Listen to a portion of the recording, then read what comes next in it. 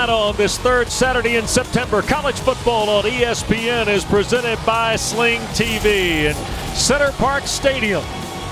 About a half mile from the Capitol, we greet you with Roddy Jones, Paul Carcaterra, West Durham, and this is the Sun Belt that posted 3 Power 5 wins last week. And number 19, Louisiana, is here to help Georgia State take the lid off the 2020 campaign. Billy Napier's team wins at number 23, Iowa State last week, getting less than 275 yards, and it gets them in the national polls for the first time in nearly 77 years. And Sean Elliott and Georgia State, as he starts his 4th season, Roddy, he's got 16 starters back, but he breaks in a brand new quarterback today. He certainly does, and as you said, breaks in a new quarterback. This is Georgia State's first game, which we have seen can be a disadvantage against a team, Louisiana, who's already played. I'm looking to see if Louisiana can duplicate the type of energy and success that they had a week ago. Cornelius Brown IV, better known as Quad, a redshirt freshman, 6'5", 200 pounds, from Birmingham, Alabama, gets the nod today for Coach Elliott and the Panthers, who a year ago were 7-6. They got the early win at Tennessee, a lot of enthusiasm, started 6-1, but lost 4 of their last 5. Meanwhile, Billy Napier, who was the Sun Belt Coach of the Year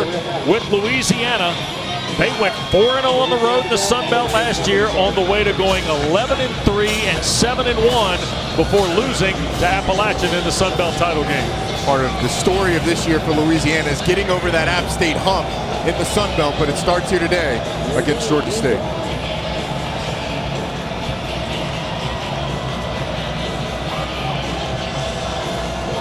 Panthers are ready for the kick.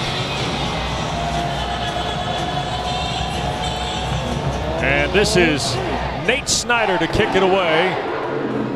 And there will be a fair catch signaled for, and that means Brown and Georgia State will start from its 25-yard line. Roddy, what do we expect out of Cornelius Brown? It was a very, very limited window of opportunity last year for him. Yeah, only 28 attempts a year ago. They made a conscious decision to redshirt him, only playing in 4 games. But as you said, was 6'5", got an absolute cannon. Coaches told us, though, he can run a little better than even he expected. So I'm interested to see how much they use him in the run game, like they did Dan Elliott a year ago. Cornelius McCoy to the top of the screen, 3 receivers to the bottom, and on first down, this is Destin Coates, the junior from Tallahassee, Florida, who runs into the middle of that Louisiana defensive line. Andre Jones on the stop. Georgia State's a team that operates with a lot of tempo. Louisiana actually struggled last week when Iowa State went fast, did a better job on this first play of lining up. And straight ahead, Coates again. It'll be 3rd and a couple. And that time, it was Malcolm Rollins. And Talon Humphrey is also there, big 99. We'll keep an eye on both he and Zion Hill, number 4 there, who is back in the lineup today for Billy Napier's team. A year ago, Georgia State was almost 46% on 3rd down, and Brown picks it up there. I like that call from Georgia State. You spread them out, go 5 wide just to run the quarterback draw. Brown stumbles, but that 6'5" frame gets enough for the first down. And this is Coates, and he gets dropped. Big time play in the backfield, and that's Andre Jones. 3 tackles last week in the win at Ames for Jones, the junior from Angie, Louisiana. Louisiana had the perfect defense called to that Georgia State play. Had a blitz coming off the edge. Jones slants inside. He's able to make the tackle for loss. That's Pinckney orbiting around here on 2nd down. Coates the carry. And forced out of bounds near the 42.5-yard line. Got angled out over there by Mekhi Garner. Garner has been plugged into the lineup today. Ashlyn Washington is not with the team today, and neither is the outstanding linebacker Joe Dillon for Louisiana. This is a situation where you miss a guy like Joe Dillon. He led the team in sacks last year with 8, so see if the crew that's replacing him can get some pressure. 3rd and 5. Brown throws and almost intercepted. Broken up in the middle of the field. And that was Percy Butler. Louisiana did a nice job of dialing up some pressure. You're going to see Farrad Gardner come off the edge and put some pressure on Brown, and it was because of that Brown had to let the ball go right there after coming off the second read. Didn't have time to get to the third. And this Louisiana secondary does a nice job of the breakup and getting off the field. So 5 plays and the first punt for Michael Hayes. A year ago, Georgia State averaged almost 42 yards a punt. Flag down, and the punt is away. Guerrer is the return man, and it out of bounds inside the 20, back at the 16. But looks like we'll get our first visit from Kyle Olson, who's the referee here today, as assigned by the Sun Belt.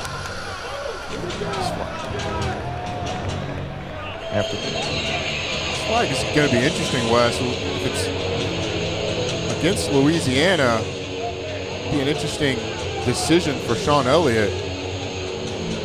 Although by the looks of everything going on the field, looks like it's against Georgia State, but we will see when we get the call.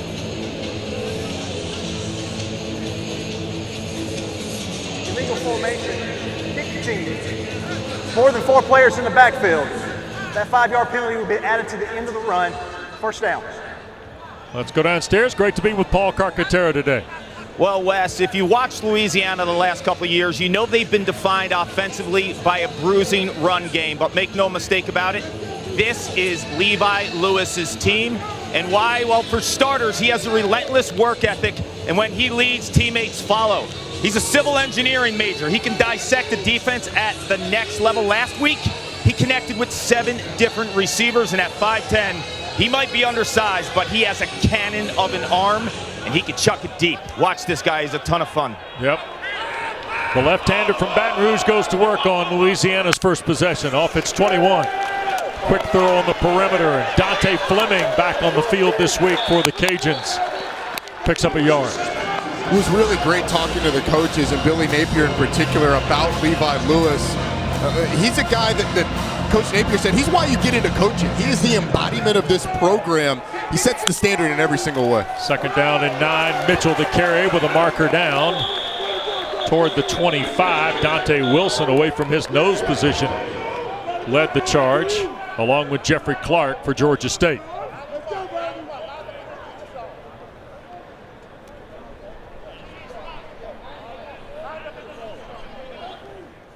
Offside, defense, number 91. 5-yard penalty, second down. It's 5 on Jeffrey Clark there, so it'll make it second and about medium here for the Raging Cajuns. Let's talk about some impact players for Louisiana. It's going to be Elijah Mitchell, who was second team all Sun Belt last year, over 1,000 yards, 16 touchdowns. And then on defense, to stop Elijah Mitchell, you got to go with the big middle linebacker, Trajan Stevens-McQueen. Had 110 tackles a year ago. Mitchell in the backfield with Lewis, and he'll get the carry, bottled up right at the point of attack by the Panthers. Maybe a loss of 1 on the play, back toward the 26.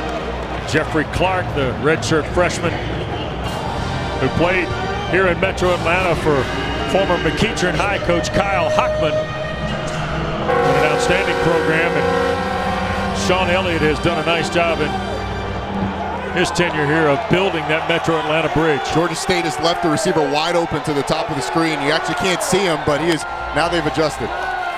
Lewis looks that way, shoots it down the field, and incomplete. Looking for Jalen Williams, who had a couple of catches last week in the win at Iowa State. And a very quiet first 3 downs for Billy Napier's team. You know, Wes, Georgia State was actually lucky that Louisiana motioned over. As you see the coverage, really nice job by Chris Moore, the transfer from Virginia. But had that motion not come from the bottom of the screen to the top to the left side of the offensive formation, Georgia State had left the receiver wide open, so the motion actually went against Louisiana, and Georgia State's able to get off the field. Here is the 22-year-old Australian, Reese Burns. Another one of those alums of the Pro Kick Australia program, who grew up a Detroit Lions fan in Melbourne. Punts it away and returned by Quavian White. for a couple of yards to the 36, and that's where the Panthers' second possession begins when we continue.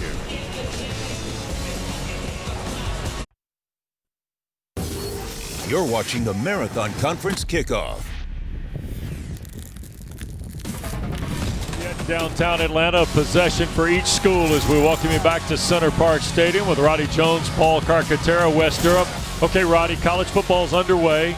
Louisiana has a game. Georgia State plays their first today. We've seen some differences, haven't we, in the first week or two of the college football season? We certainly have, and the thing that I think Sean Elliott's going to be concerned about is matching the physicality of Louisiana, a team that's played a game and gotten some film.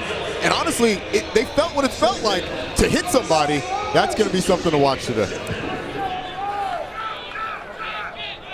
So here is Cornelius Quad Brown in his second possession, and Destin Coates into Louisiana territory to the 46-yard line. Nice run by Coates, who a year ago was 15th in the Sun Belt in yards per game, under 50 a contest. It was a really nice job by this Georgia State offensive line as well. This experienced group up front opened up the hole, and Coates was able to burst through it. Quick throw by Brown, got batted down at the line of scrimmage. Trahon, the junior from Lafayette. And all of a sudden, second in the full 10 faces Quad Brown. Georgia State a year ago, almost 440 yards of offense. 31st nationally, 4th in the Sun Belt. A lot of that with Dan Ellington at the wheel, though, before an injury took him out of play for the back half of the season. That kind of coincided with the late season slide Sean Elliott's team had, but they still got to postseason. 2nd and 10. Almost deflected by Gardner, and it is ruled incomplete on the way to McCoy. Another look. Georgia State offensive line really thought McCoy caught this. Brown does a pretty decent job of threading it in there, but I don't know, Wes. I thought he might have. Didn't see it clearly hit the ground there. I guess the referee obviously had a better view than we did. Raging Cajuns have had a hand in the firing lane twice here early in the first two possessions. Well, they showed pressure early on that one, and then when Georgia State checked, they checked to a drop 8, made it tough. 3rd and the full 10. Taking the shot downfield and overthrows Sam Pinckney, the big 6'4" redshirt sophomore. You see Mekhi Garner in coverage. He's replacing Washington. We expect to see Chauncey Manak, who's from Homerville, Georgia, one of 3 Georgians on Billy Napier's roster, also today filling in for Joe Dillon. Early in the chess match between defensive coordinator for Louisiana, Patrick Toney, and Brad Glenn on the offense for Georgia State. Toney has really gotten the better of Glenn in the pass game especially. Yep. You saw the chess match with everybody up for Louisiana and then dropping back on that second down. See if Brown is able to figure this group out. Another 5-play possession, and here's the second punt of the day from Michael Hayes. Gonna try and flip it over, not very long. And the Raging Cajuns will get out of the way, and it'll be touched up inside the 30. And Louisiana for Chatsworth, Georgia native Billy Napier, 41 years of age, was an outstanding player collegiately, although he denies his college career a little bit. The 2019 Sun Belt Coach of the Year. And Roddy, his pedigree and his resume leads you to believe we're looking at one of the rising stars in the business. Well, honestly, if you follow the rumor mill and the coaching searches on a year-to-year basis, Billy Napier's name came up a lot, especially with the 2 Mississippi jobs open a year ago, and that will continue to happen because he's going to continue to have success here at Louisiana. Play fake to Regis. Lewis wants to cut it loose deep for Fleming and overthrown.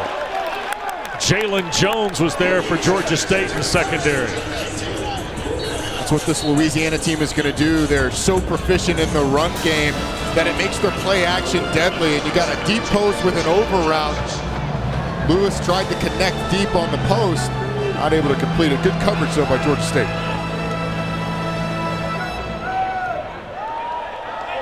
That is Chris Smith checking out of the backfield to the boundary side on 2nd and 10. They'll get it to Smith in space. And he will weave toward the 34 before taking a big lick into the bench area. And Tavius Lane and Jordan Strachan were there for Georgia State. And Chris Smith is part of the three-headed monster that Louisiana likes to have. Had the kick return for a touchdown a week ago that really got this Louisiana team going against Iowa State. Let's see what Louisiana has on third down. Third down and 5 here.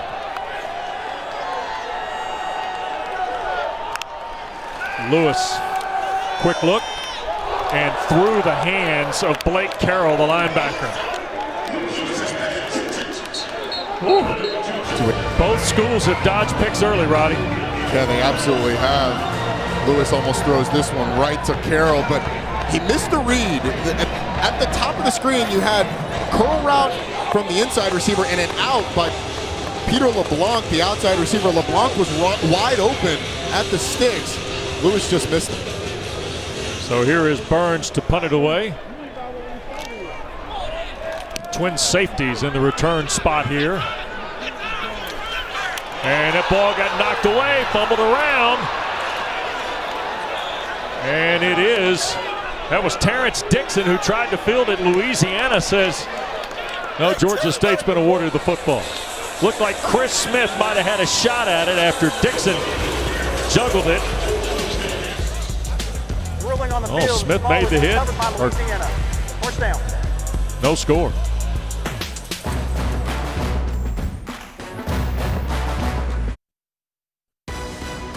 ESPN College Football is presented by Sling TV, the smart choice for live TV.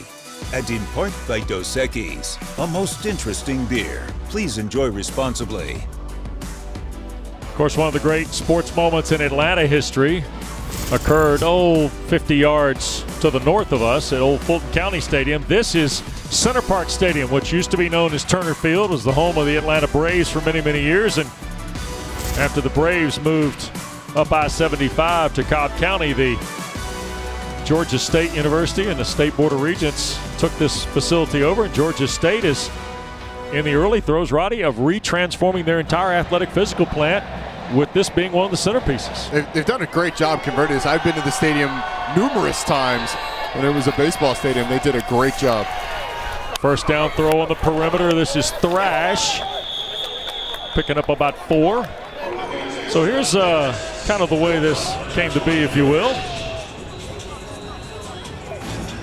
They basically came through the inside of the stadium and went from a natural grass baseball field to field turf, and the home of the Panthers. Here's Brown again on a second down and 6. And Quad Brown has done a nice job on the read play.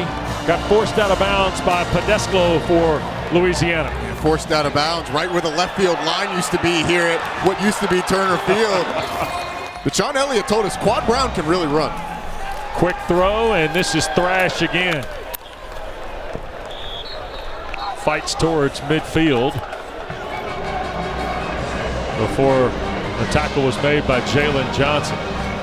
Shamari Thrash, 28 touchdowns his last 2 years combined at Troup County down near LaGrange, Georgia. 2-by-2 look here on second down. And that got batted down at the line by Tyler Guidry. Without Joe Dillon today, Roddy, Billy Napier, as defensive coordinator Patrick Toney, talked about Tyler Guidry and Chauncey Manak as being guys they were excited to see kind of try and fill the role of a guy who means so much to the Raging Cajuns. And Guidry right there doesn't affect the quarterback by getting pressure, but he does a great job of reading it, getting in the passing lane. And Quad Brown really has not gotten going in the pass game downfield. This is Seth Page, and the ball popped loose, and it got scooped up. The fumble recovery for Percy Butler and Louisiana. Page had the first down, and then Butler comes up with the loose change on the fumble. Wes, I actually think that's number 26, Tucker Gregg. That 6 looks like an 8 from up here, but it was the former walk-on Gregg who had a really nice run, but a fantastic play defensively. We get our first turnover of the game. So a fumble with 7:50 to play here in the first period.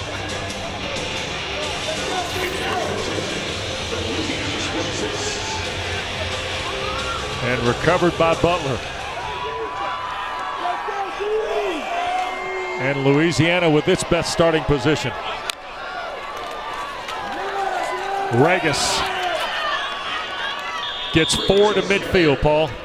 Roddy, you mentioned the walk-on just moments ago, and Billy Napier really wants to evolve the walk-on and the impact they have on his team. Since he arrived just a few years ago, they have 30 walk-ons who are now scholarship players. He knows from a culture standpoint it's huge. Regis into Panther territory. Inside the 30, 1st and 10, and now the Raging Cajuns have a little something going offensively on their third possession. They absolutely do, and they've done it through the run game, which is traditionally how Louisiana likes to get going. Regis, Mitchell, Smith, we're going to see them all in the backfield here today. And now a whistle. And a timeout asked for by Georgia State. Prior to the snap, timeout, Georgia State. They're first of the half. Timeout on the field. So while Sean Elliott visits with his team defensively, who might be reeling a little bit on the plays from Regis. Reminder that tonight, ABC Saturday Night College Football, De'Aaron King, number 17 Miami to Derby City to meet Malik Cunningham and number 18 Louisville. 7:30 Eastern Time, 4:30 Pacific on ABC and of course on the ESPN app. Roddy, that is the headline game in the ACC this weekend. It certainly is. It's going to be a fascinating matchup. I thought both teams looked pretty good in their openers. Miami against UAB, Louisville against Western Kentucky. The battle that I'm looking forward to seeing in that one is how this Louisville offensive line manages the Miami defensive line. Right. Because those two ends, Jalen Phillips and Quincy Roche, are fantastic, especially in the run game, which is what Louisville likes to do. Remember last year in South Florida, Jaron Williams threw 6 touchdown passes. Miami put 55 on the cards. Yeah, you can be assured that Scott Satterfield brought that up this week. Out of the Georgia State timeout, Mitchell trying to get left side and a big-time play in space. That's Chris Bacon, the redshirt junior who had a start a year ago in 12 games, on the way to 34 tackles. Watch Bacon on the right side of your screen just shoot through and bring down Mitchell, which is easier said than done. That's how you get this Louisiana team off schedule, and with the pass game struggling really for both teams, it is so important to keep them behind the chains. Tell you what, right out of the chute, Sean Elliott, his defensive coordinator Nate Fuqua, they've done a nice job of getting guys on the ground. Yeah, they have. This is Mitchell straight ahead, and Blake Carroll again, the linebacker, and it looked like big senior Dante Wilson also in the mix for the Panthers. The question now is, this Louisiana team, what do you do on third down? Right.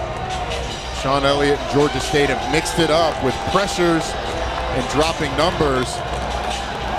What does Louisiana go with? Balanced formation. Raging Cajuns 0 for 2 on third down. Blitz and thrown beyond the reach of Mitchell. Looked like Clark got up there along with Deshaun Taylor. And now all of a sudden 4th and 11, and the kicking problems last week put Billy Napier into a decision-making process. This is basically a screen, and it looked like Lewis had the choice to go to either side, Mitchell to one side or a tunnel to the other side with the receiver. Decided to go to Mitchell, and that one's just a little off, and we will get a long field goal attempt. Looks like this one's going to be 46, 47 yards. And it was a struggle last week for Nate Snyder. It was. Nate Snyder. Snap, spot. Kick away, and Snyder misses it. So he's now 1 for 4 on this young season. Still no score in Atlanta.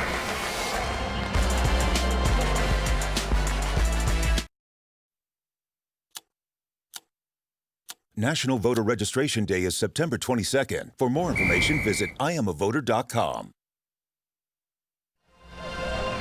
And we got no score, just under 6 minutes to go first period here in downtown Atlanta in the Sun Belt, where number 19 Louisiana trying to follow up the win at Iowa State last Saturday.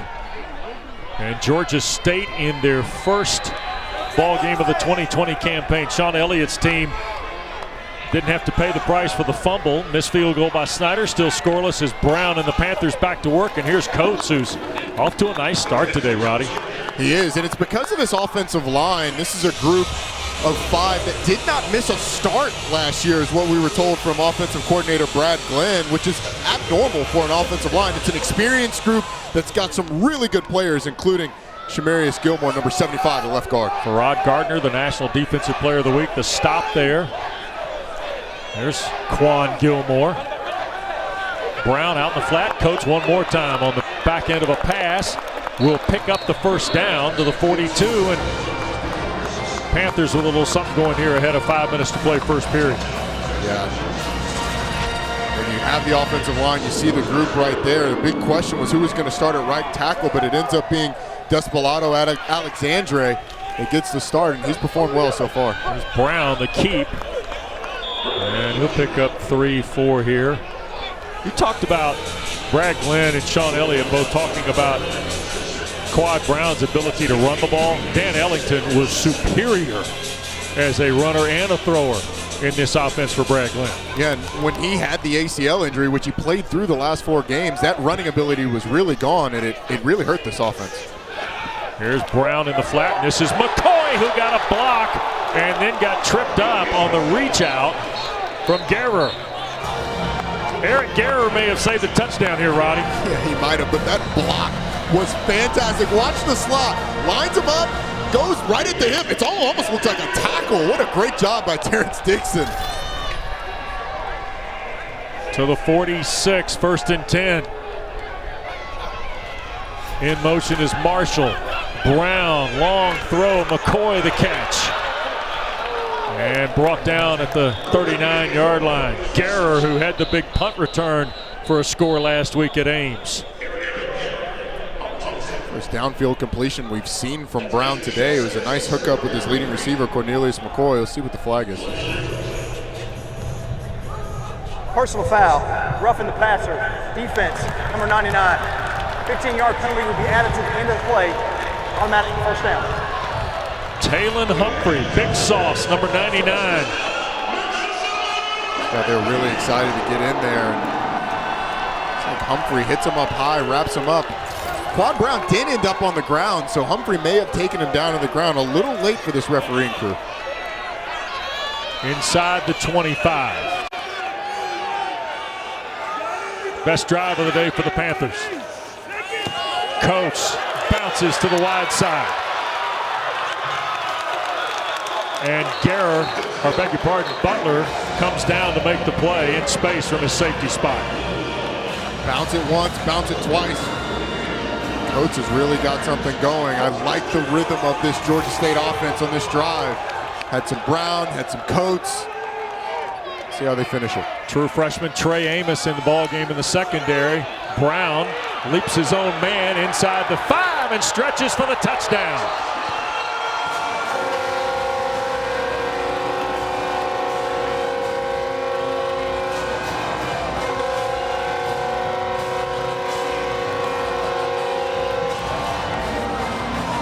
Watch on the edge. Pedesclo for the Louisiana defense actually takes out an offensive line. But look at big number 62, Malik Sumter, getting downfield for the block. Quad Brown follows him, dives into the end zone. Great job by him for his first career touchdown. As a guy that played in an offense that had a lot of design QB runs, that one was pretty good from the notebook of Brad Glenn. I can appreciate that. And you know what? I really appreciate the center doing his work, getting downfield, throwing a block on a safety. Looks like this offensive line was lathered up and ready to go from the start in this one. They have absolutely dominated the front of Louisiana. Question is, was he in? Dives in. Ball broke the plane before the knee hit, right? There's nothing to that to say that he wasn't. Right. Touchdown. Noel Ruiz is the grad transfer from North Carolina A&T. He bangs the point through. And Georgia State rides the redshirt freshman downfield. Some heady plays from Quad Brown. The athleticism by Brown, the athleticism really impressive, cuts upfield, gets in the end zone. He's fired up. I would be too. First career touchdown, nothing like that.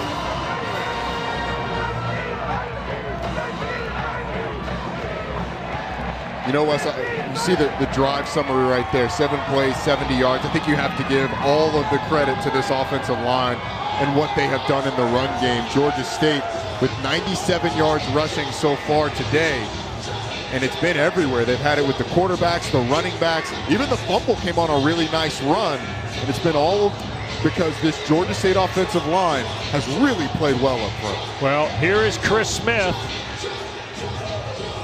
who brought the Thunder last week at Jack Trice Stadium, went 95 yards against the Cyclones. Elijah Mitchell is the up man to the far side at the 11, but Smith stands at the goal line. Low line shot. Smith in the corner, stepped out of bounds inside the 1, trying to field it at the pylon. So the Raging Cajuns will be backed up as we check with Kevin Connors. Wes, good afternoon. This studio update brought to you by Rocket Mortgage. Start of the Jeff Hafley era at Boston College. Eagles leading 7-0. When Duke gets on the board, Mateo Durant, 48 yards, 3rd career touchdown. Dukies looking to rebound from the loss at Notre Dame a week ago. They missed the PAT, but they're back in the game. 7-6 after 1. Wes. Kevin, thanks very much. Unforced error by Chris Smith, Roddy. Certainly was. He got a little greedy there. The referees stopping play. The previous play is under video review. It's under review, Wes, because it's important to know the rules. If Chris Smith's foot is on the line when he touches the football initially, then the ball is actually considered out of bounds, but he touches it in bounds. So, and that foot is clearly on the line. But we were always taught this, if the ball is close and you are standing out of bounds when you catch the ball, right, then it is considered out of bounds and it's illegal. It's an illegal procedure play. So that's going to be the question there, whether or not they determine whether it's the touch initially or it's when you have control on the sideline. It's going to be a big play because Smith got a little greedy there. He thought he was going to be able to field it and get going, but wasn't able to field it cleanly at first. And the toe's definitely on the line. The toe is certainly on the line. So the question is it where you touch it or is it where you have control? I think this is going to end up being confirmed that it is on the 1-yard line. Well, and if it is, Roddy, Paul, it brings into question now Billy Napier's football team coming off the win at Iowa State. Everybody's talking about the Raging Cajuns. Everybody's talking about Keith Gill's Sun Belt Conference with their 3 Power 5 wins. After video review, the ruling on the field has been confirmed. First down at the half-yard line. There we have it. But now Billy Napier's got to start working with his team's mental side and their confidence level as much as the X's and O's of playing in their second game. Yeah, he absolutely does. And you know, dealing with success is a big deal that a team has to do over the course of the season. When it comes as quickly as it did for Louisiana, beating an Iowa State team that a lot of people like in the Big 12, you have to deal with that and coming back, going back on the road and playing against a feisty Georgia State crew. Mitchell with Lewis in the backfield. Lewis loads, shoots it downfield, and that ball's caught, and another grab for Dante Fleming. The freshman from Laplace, Louisiana, who did not play last week, and Billy Napier said midweek he's healthy and full speed. And the young man has been in the package offensively here from the start. Really like the call from Billy Napier. Get your quarterback on the run, get him outside, deliver an accurate pass. Excellent job. LeBlanc, who caught the bomb last week in Ames, here to the near side. And a throw for LeBlanc, who spins away for the first down to the 32. Worked out there against Jalen Jones, the redshirt junior corner. Louisiana offenses seem to find a little bit of the pass game, but they are eventually going to take some shots. And that was a look with LeBlanc in one-on-one coverage that they're going to circle and come back to at some point.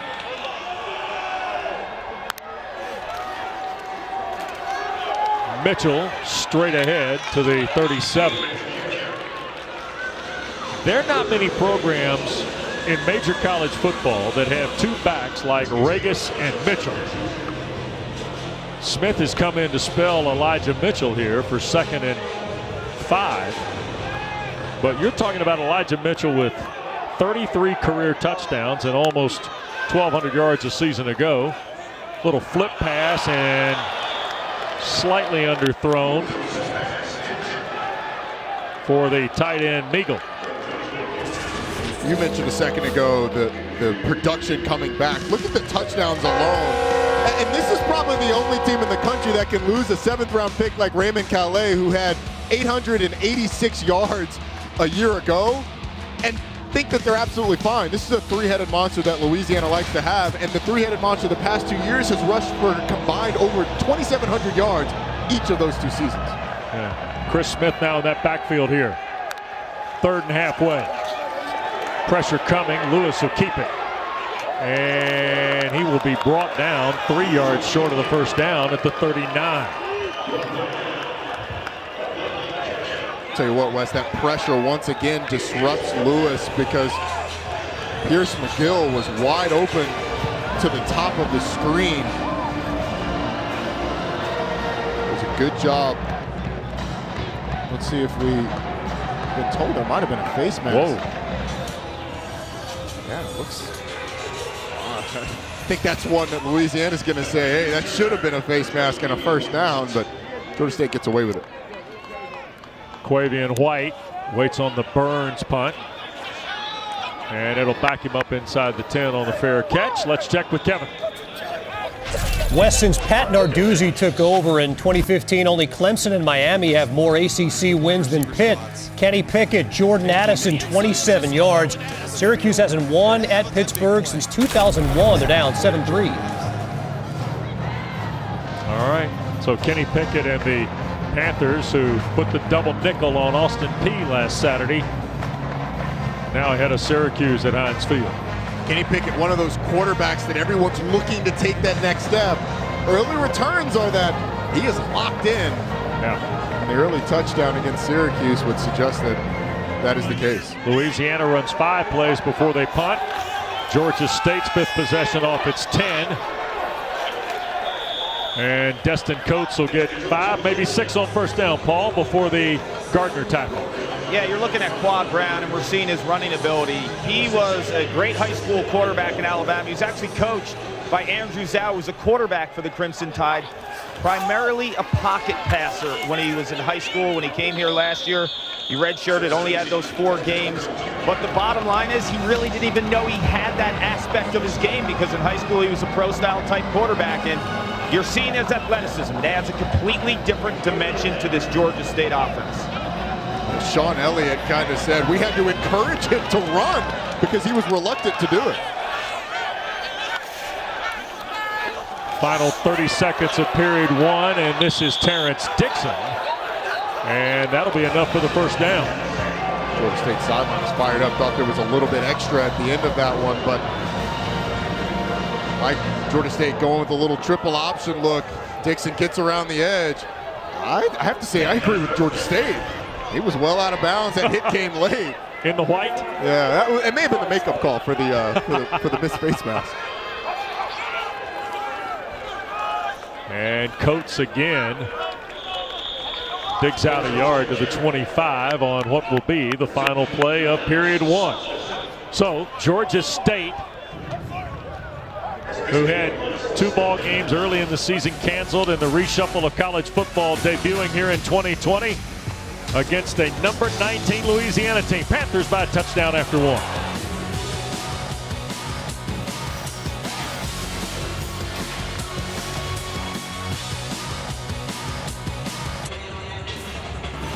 Welcome back to Center Park Stadium and to ESPN College Football, presented by Sling TV as part of Marathon Conference Kickoff. With Roddy Jones, Paul Carcaterra, our great ESPN College Football crew, Wes Durham here at downtown Atlanta, and the host Panthers with a 7-0 lead on Louisiana as we go to quarter number 2. And a year ago, Louisiana scored 32% of their points in this second period, and Quad Brown with the lead misfires to Dixon on second. That'll bring up third down. See the rush yards there for Georgia State on that last snap. Louisiana brings Trahan down into the box. And I expect to see more of that in Louisiana. More people in the box, more man coverage on the outside. And you're going to force these Georgia State receivers to win. 3rd and 9, looping it downfield. A lot of hand fighting, and a flag has come out. Ball intended for the sophomore Thompson. And he and Jaron Wilson from Acadiana got locked up.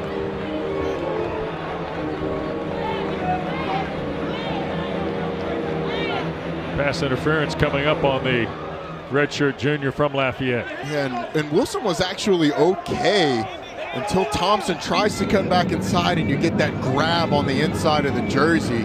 But he had really good position. Pass interference, defense, number 22, 15-yard penalty, automatic first down. Take me through this, Roddy. Watch Wilson's position. Before that, he had really good position. He'd forced Thompson towards the sideline, but when Thompson tries to come back in and he impedes that's where you get in trouble. And that'll be the coaching point. You got to trust your technique. When he comes back in, flip your hips, go attack the ball. Wilson 5'10", Thompson 6'3", on the roster sheets for the respective schools. Fresh set of downs for the Panthers at their 40. Brown looking again. Thompson the catch inside. Took a big lick with Wilson and also Butler, but held on. A really nice read by Brown. Trahan comes in late. It's an RPO that he delivers a strike to Thompson. 19 yards to the 41. Play fake again, looking at Thompson. And a back shoulder throw offline, second down. And Louisiana's going to be content to make Georgia State play that game. They're going to roll an extra guy in the box to try and get 7 in the box and make Brown make the read and a good throw into tight coverage. Kadarius Thompson at 6'3", played in 8 games last year, caught 2 balls for 36 yards. There's not a lot of Kadarius Thompson for Billy Napier and Patrick Toney, his defensive coordinator, to go through, and he's made some big plays here. And now Brown, from an empty set, keeps it for 3, maybe 4 yards here, and it'll be 3rd and 6 or 7 coming up as you see Gardner, the 6th-year guy from Dayton, Ohio, making the play.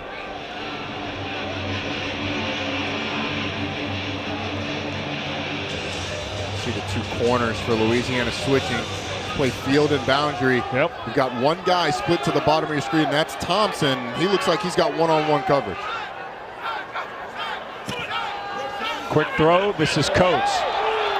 Little shake, and Coates picks up the first down to the 28-yard line. Well, the alignment told you that you thought it was man coverage. They run a little rub route, and Coates gets the ball, and whoop, no siree. Getting up the field. Really nice job of shaking Chris Moncrief. 1st and 10, Brown loads wide open, the big tight end, Roger Carter, touchdown.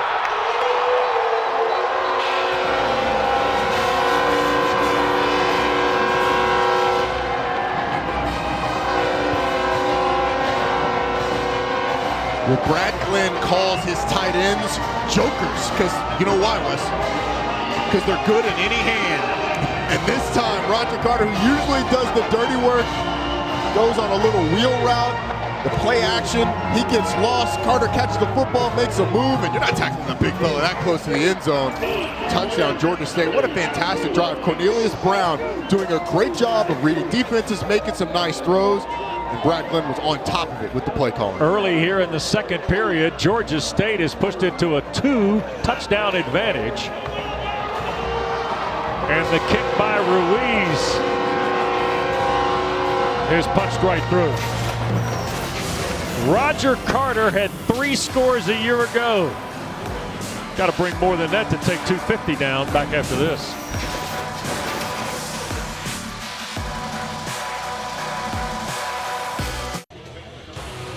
Exclusively tonight on ESPN Plus, UFC Fight Night. The headliner, the former champ Tyron Woodley, and the former interim champ Colby Covington square off in the much-anticipated welterweight main event. Prelims start at 5 Eastern. The main card at 8 Eastern, 5 Pacific on ESPN Plus in English and Spanish. To get ESPN Plus, go to espnplus.com or download the ESPN app. 14-0 Georgia State in front after the Roger Carter touchdown. No return for Chris Smith. Let's check with Kevin. Wes, we go to Cincinnati, take a look at today's Capital One rewarding performance. You alluded to the 55-0 loss Austin Peay suffered a week ago. They're in a hole again, 4th and 1. Jared Dokes, one of 2 TD runs. 21-3, Cincinnati leads over on ESPN Plus. Meantime, great story playing out in Pittsburgh. Rex Culpepper battled testicular cancer in 2018. He's back, took over for the ineffective Tommy DeVito. 69 yards to Taj Harris. Syracuse on top. Wow. QB change at Heinz Field and half one today for Dino Babers and Sterling Gilbert. Out in the flat, and this is Johnny Lumpkin, the big tight end, 6'6", 260 from here in Atlanta. On the catch for the Raging Cajuns. Roddy, missed field goal, the only chance Billy Napier's team's had to scratch so far. Yeah, 2 3 and outs. It's not what we expected from this offense, who really looked to respond. Thought they did not play their best game a week ago. Trey Regis, and a flag thrown in behind the play as Regis gets 9 to the 44.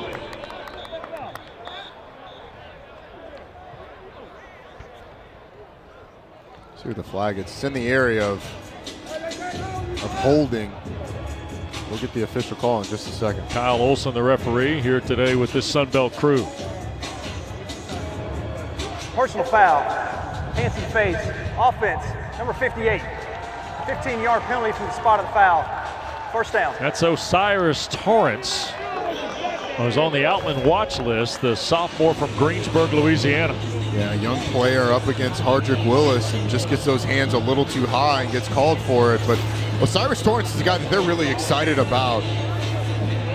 Called him a really instinctive player, just got in a little trouble with his hand placement there.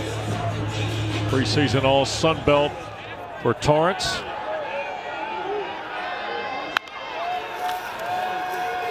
Regis will try the right side, and again, Georgia State does a good job getting into space. It was a Georgia State defense that a year ago was really struggled at times. They were certainly the weak point of this team. You could tell there was an attitude that started with Trajan Stevens-McQueen that they need to be better. Lewis dances in the pocket. Now takes off, and there's a big lick from Blake Carroll at the 26. So 3rd down coming up. When you talk about this Georgia State defense, when you're in the hundreds in anything, it's not good. When you're in the hundreds in just about every defensive category, it is really bad. Georgia State gave up over 37 points in 8 games a year ago. They were 1-7 in those games, as you can imagine. 5-0. In games where they allowed less than 37 points. And they are dropping everybody on this 3rd and long.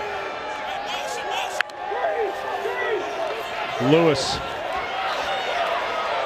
Here to the near side, Smith. And well short of the necessary yardage. Brown, the stop, and another flag down.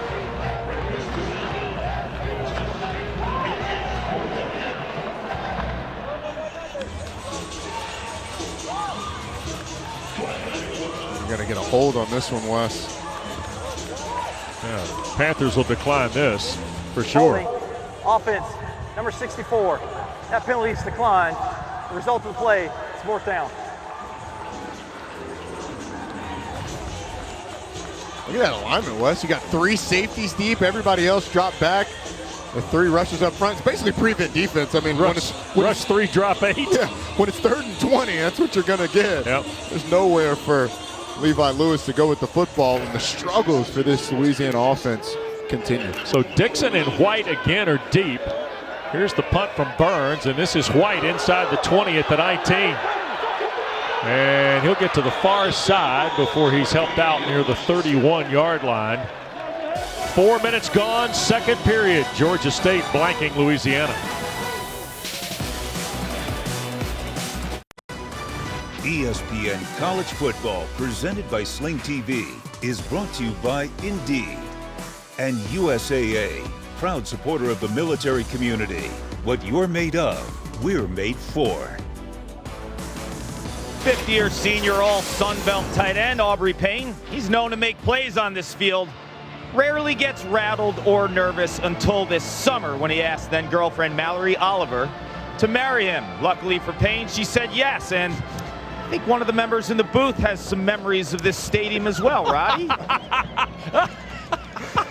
Yeah, I've got a few memories here. Junior prom. This was the first date that my now wife and I went on as a couple. Came to a 4th of July game here to see the Braves take on, I don't know who it was, but. Oh, way to remember. Yeah, exactly. Yeah. Oh, there's junior prom right there. Check out. It's a shame we didn't have a picture with the jacket, but check out the suit. The peach, is that peach tux? Oh no, it was orange. Look, the photo has not aged well. Okay. But There's Jackie. Jackie. You got the first day. That's the wife, Jackie. We were sitting way up. We weren't sitting in the West Durham seats behind home plate. We were sitting really? Way up in the upper deck in right field. Really? Yeah. Is that what we're doing today? Absolutely. Okay. Cart, you hear that? Across the forward bow, huh? Very nice, Roddy. West Durham. So you're saying on the first date you didn't spend a lot of money on the lady that would eventually become your wife? 4th of July tickets are expensive, Wes. Well said. Here's Brown and Georgia State with a 2-touchdown advantage. Out to about the 37-yard line. The Raging Cajuns with Lorenzo McCaskill from Detroit. Went to Holmes Community College. Billy Napier has built a program that has 70-plus Louisianans on it, right? But he also has guys from other parts of the country. He's got a very specific mix of things they're looking for as he's driven this program up the chart in the Sun Belt's Western Division. No gain on the play. Well done there because the plays in space, that time Coates on the back end of the Brown throw, have been troublesome at times for the Raging Cajuns. Well, anytime you get a defensive end and Andre Landry matched up against Destin Coates, the shifty running back in space, Georgia State is going to take that. And it was a really nice job of the Louisiana defense gang tackling, running to the football. So after that first man is made miss, there's 3 others there to clean it up. Guerrer will take the punt of Hayes. Michael Hayes, recruited as a place kicker, but has developed into a nice putter for Sean Elliott's team. Guerrer off the 26, juggled it, tried to scoop it back up. Ball is loose, and the Raging Cajuns, I think, have claimed it just beyond the 20-yard line, but you're never quite sure.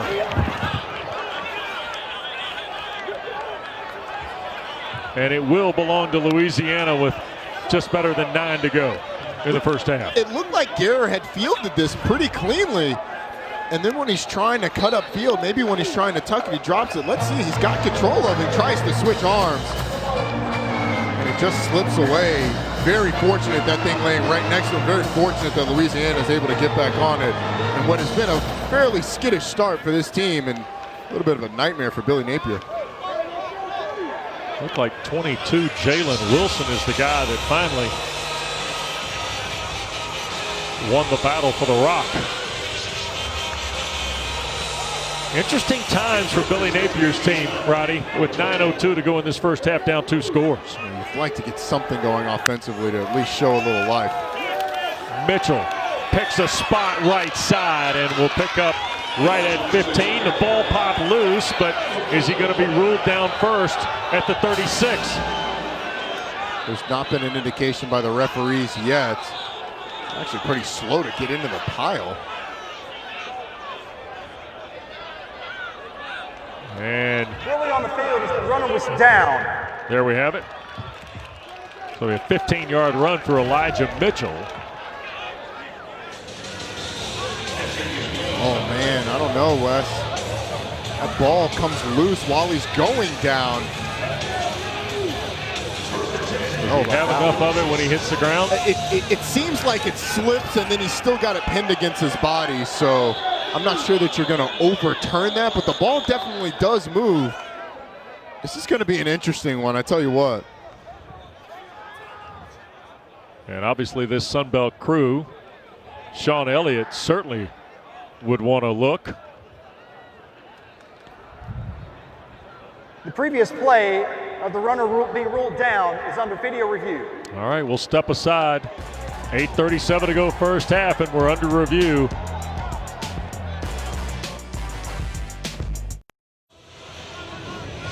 So upon review, the referees actually determined that Elijah Mitchell did fumble the ball when going to the ground, but Louisiana recovered the fumble, so no harm, no foul for Billy Napier and his crew. We welcome you back to ESPN College Football here at Center Park Stadium.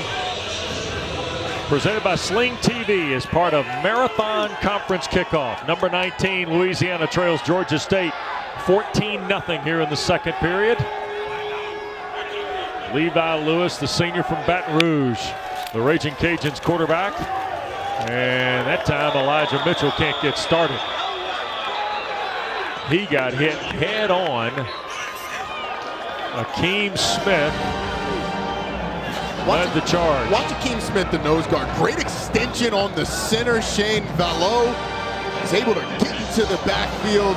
This defensive line has really done a nice job so far in this game, creating some penetration and some negative plays. That was an excellent job by the redshirt sophomore, Akeem Smith. 2nd and 11 off the 36. Mitchell drifts back to Lewis, the quarterback. Play fake, quick throw, catch is made, and Peter LeBlanc, the grab near midfield for a first down. Well, RPO action. Levi Lewis makes a nice read and puts it right on LeBlanc. Here's Lewis out into space. This is Mitchell, and boy, Georgia State has handled the stuff on the perimeter very well. That's Blake Carroll, along with Strachan, the linebacker from Camden County, Georgia. You know, when you turned on the film last week when Louisiana played Iowa State, it looked like Louisiana wanted to be there and Iowa State really didn't. In this game, I'm not saying Louisiana doesn't want to be here, but Georgia State was really excited to come out and play by the way they've flown around. Yep. 2nd in the full 10 now. 7 minutes to go first half. This is Smith, and he can't get started. And the reason is Jeffrey Clark peeled in from the other side of the play. Jeffrey Clark chases it down from the backside, creating another 3rd and long, and Louisiana has not had success on these so far in the game. This Georgia State defense has flown around, especially up front. They've created some pressure on Levi Lewis. You've got a bunch to the top of your screen, 3 receivers. Looks like one-on-one to the bottom. Lewis going to hand. Smith trying to get to the edge and in space. And Tavius Lane, the redshirt freshman from West Palm Beach, makes a great play. They motion across the field to try and get the eyes of Georgia State going one way and run zone back to the other, and it's Tavius Lane triggering from the secondary. The acceleration, the great tackle down around the midsection of Mitchell. That was a nice play by the redshirt freshman that they are really excited about here at Georgia State. Yep. So 6 plays and a punt on the 6th possession. Timeout. For the Georgia Raging State. Cajuns. Their 2nd of the half. And we get a break here. 5:45 to go, and I don't know that Sean Elliott could have scripted a better start to the 2020 campaign, Roddy. You know, Sean Elliott earlier in the week was asked about his team and having waited so long to play their first game, if he thought they'd be a little too emotional. And you know what he said? He said, look, I want my guys to be emotional. I'm going to be the most fired up guy on the sideline. And this team has flown around, Wes. They have really seemed like they have been itching to play. And it's shown on the field. They've dominated on the offensive line. They've done a fantastic job of defense of flying around.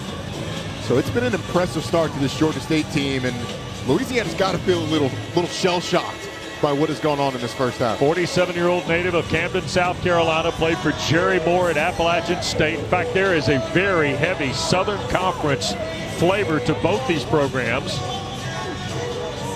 because Elliott played at App, Billy Napier played at Furman.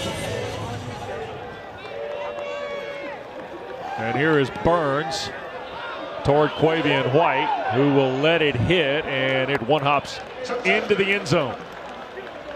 5:38 to go. And the Panthers with a 2-touchdown lead after the great play by Lane. Back after this.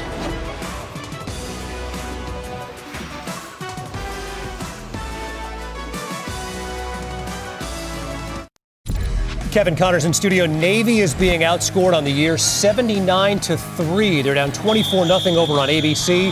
Fat Watts takes it in. Green Wave outgaining the Midshipman West 264-26.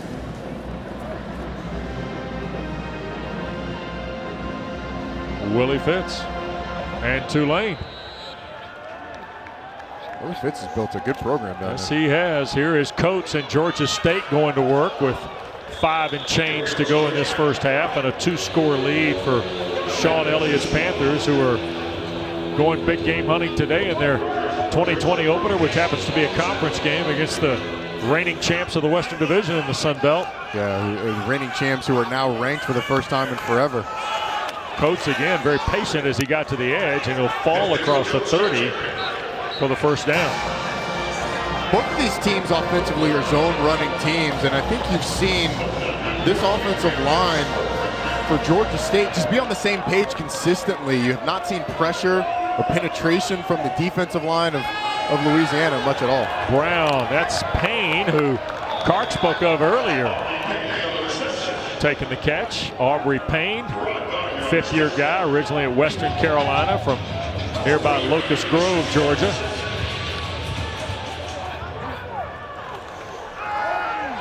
Out in the flat one more time to 88. And that'll make it 3rd and about 4 and change here for the Panthers. That play didn't do a lot of damage, but Louisiana had a tough time getting lined up on that one. In fact, the call was coming in a bit late. Georgia State not able to take advantage of it. Pinckney in the ball game at one of the wide receivers to the far side. Brown, quick throw. That is Dixon. Holds on after a big lick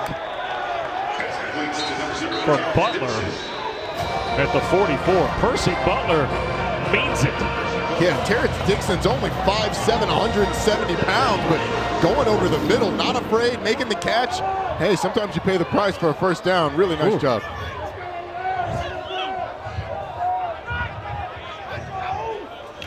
First and 10.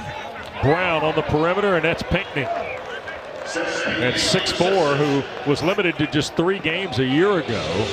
Guerra the stop for Louisiana. I've been really impressed with Quad Brown's accuracy early in this game. He has really done a nice job in the short passing game. Little loopy that time on the delivery from McCoy. Overthrown and incomplete.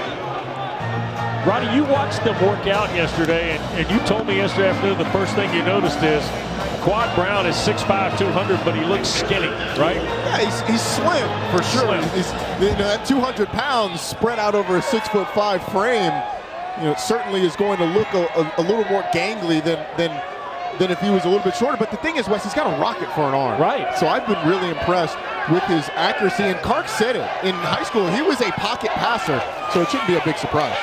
Now he'll take the shot looking downfield. That ball got intercepted by Garner. Intended for Pinckney, and Mekhi Garner, the redshirt sophomore from Mesquite, Texas, pulls in the interception. Replacing A.J. Washington today in the lineup, Garner comes up with the 2nd turnover of the day. This ball is maybe a tad bit overthrown, but I'm putting as much of this on Pinckney for the interception. Oh, you get a little bit of a hold, so Pinckney not able to elevate. A good job by Garner of doing the veteran move, keeping the receiver down and going up. I thought the 6'4" receiver should have skied a little bit more, but it's a pretty nice, savvy play by the corner. Getting away with the tug of the jersey, going up, elevating. and picking the ball off. So 8 plays turn into the second turnover of the day by Georgia State. And now all of a sudden with 3:16 to go, Louisiana starts from its 20, trailing 14-0. Lewis out of the pocket, up the far sideline, and bites off about 20 and change before he gets run out of bounds here. Let's check with Kevin. Hey, Wes, coming up on the college football halftime report, another big upset brewing in the Big 12, but of course the Sun Belt knows all about that. Busy day in the ACC. We've got highlights there, and Jim Mora will join me, preview tonight's big one in the ACC, Miami and Louisville in prime time. All coming up when you join us, Wes, at the half. All right, Kevin, thanks. Look forward to hearing from you and Coach Mora. Out at the 41 now for Louisiana. Louis LeBlanc cannot haul it in over the shoulder. It'll be second down. Roddy, the final 2:39 here for Billy Napier, who, by the way, has 3 timeouts. Plus, he gets the opening kick of the second half. He's got to feel good about the position that he's in, but the offense is going to have to get the consistency. And we've seen him go to the pass game early on this drive. The run game's not totally out of it. I would expect him to go back to that at some point, but I think you got to get points out of this, or at least put together a decent drive so Georgia State doesn't have a lot of time. Lewis, quick throw back across the middle. Intended for Mingle, the tight end. He got taken off his route very quickly. It's third and the full 10. Blake Carroll around the football again. Carroll has been very impressive in this first half. He was a guy that the coaches said he came back and the light switch just kind of came on in the offseason, despite all of the hurdles that you had to overcome with the pandemic. Making his first start today, Sean Elliott wants a timeout. Whatever the Panthers coach saw right there, he did not want that ball snapped. And that's the third timeout, Wes, so if Georgia State gets the ball back, they're going to have to do it with no timeouts. Well, don't forget tonight, ABC Saturday Night Football is in the ACC. Cardinal Stadium in Derby City will be the site at 7:30. Chris Fowler, Kirk Herbstreit, Allison Williams will bring you number 17 Miami and number 18 Louisville, and a pair of second-year coaches in the ACC. Manny Diaz, of course, at Miami, and former Appalachian State head coach, and Sun Belt champion Scott Satterfield now at Louisville, who's done a marvelous job. Yeah, and they both have exciting quarterbacks, much like the 2 quarterbacks we're seeing in this game. Garrett King and Malik Cunningham, 2 of the more exciting in the country. But the ones we've got in this game, Levi Lewis has been overshadowed by Quad Brown on the other side. And right. Lewis now has a 3rd and long. Georgia State's got a lot of people hovering around the line of scrimmage. Got to expect pressure. No safeties deep. You got to expect pressure.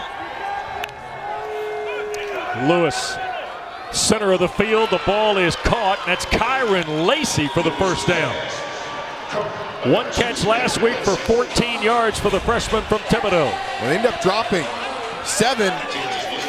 Levi Lewis does a nice job of delivering on the post. Lewis looking again and off the hands of Lacey, who somehow or another found a clean slot. Well, Nate Fuqua, the defensive coordinator for Georgia State, told us this team loves to attack the seams. That is exactly what they did with Lacey, just a little tall for the 6'3" receiver.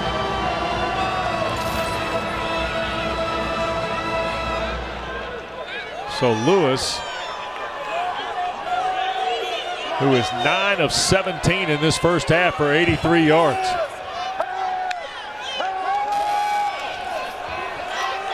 Plenty of time now, reaches back and throws, and LeBlanc can't come back to make the catch.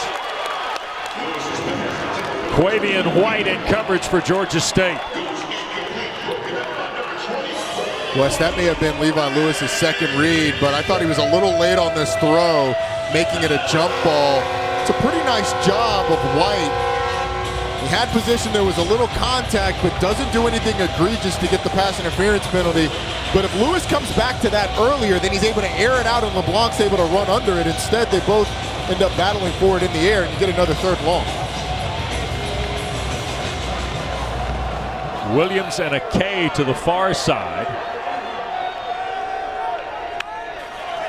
2 here to the left. Lewis wants to take the shot. That's LeBlanc again, who had it batted away. Bryquise Brown was there in coverage for the Panthers on Peter LeBlanc. This time they go to LeBlanc from the slot, just a little slot fade. Once again, a nice job of Bryquise Brown. These Georgia State defensive backs of competing with the ball in the air. That ball is in the hands of LeBlanc, and Brown gets it out. 4th down, they're going to go for it.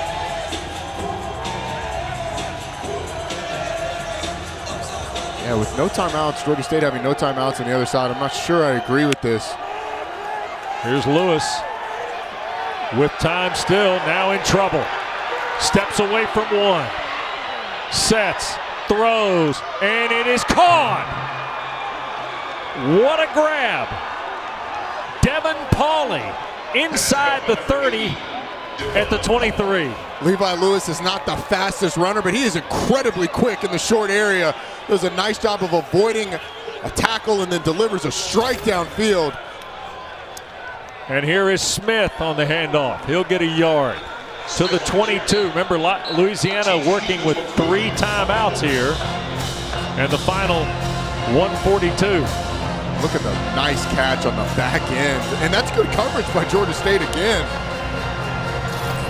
Louisiana making the play on 4th down. What a huge play.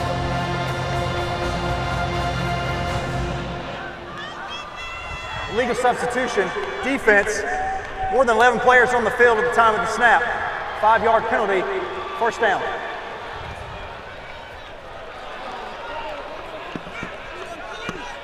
So 1st and 5 with 1:42 to go after the penalty on Sean Elliott's team.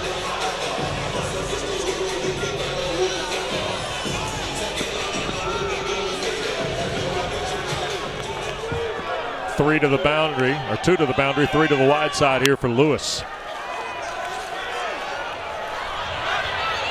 Now we'll throw. This is Smith at the 10. Smith at the 5, steps into the end zone. Touchdown, Louisiana. Looked like he checked that one all the way down, Roddy.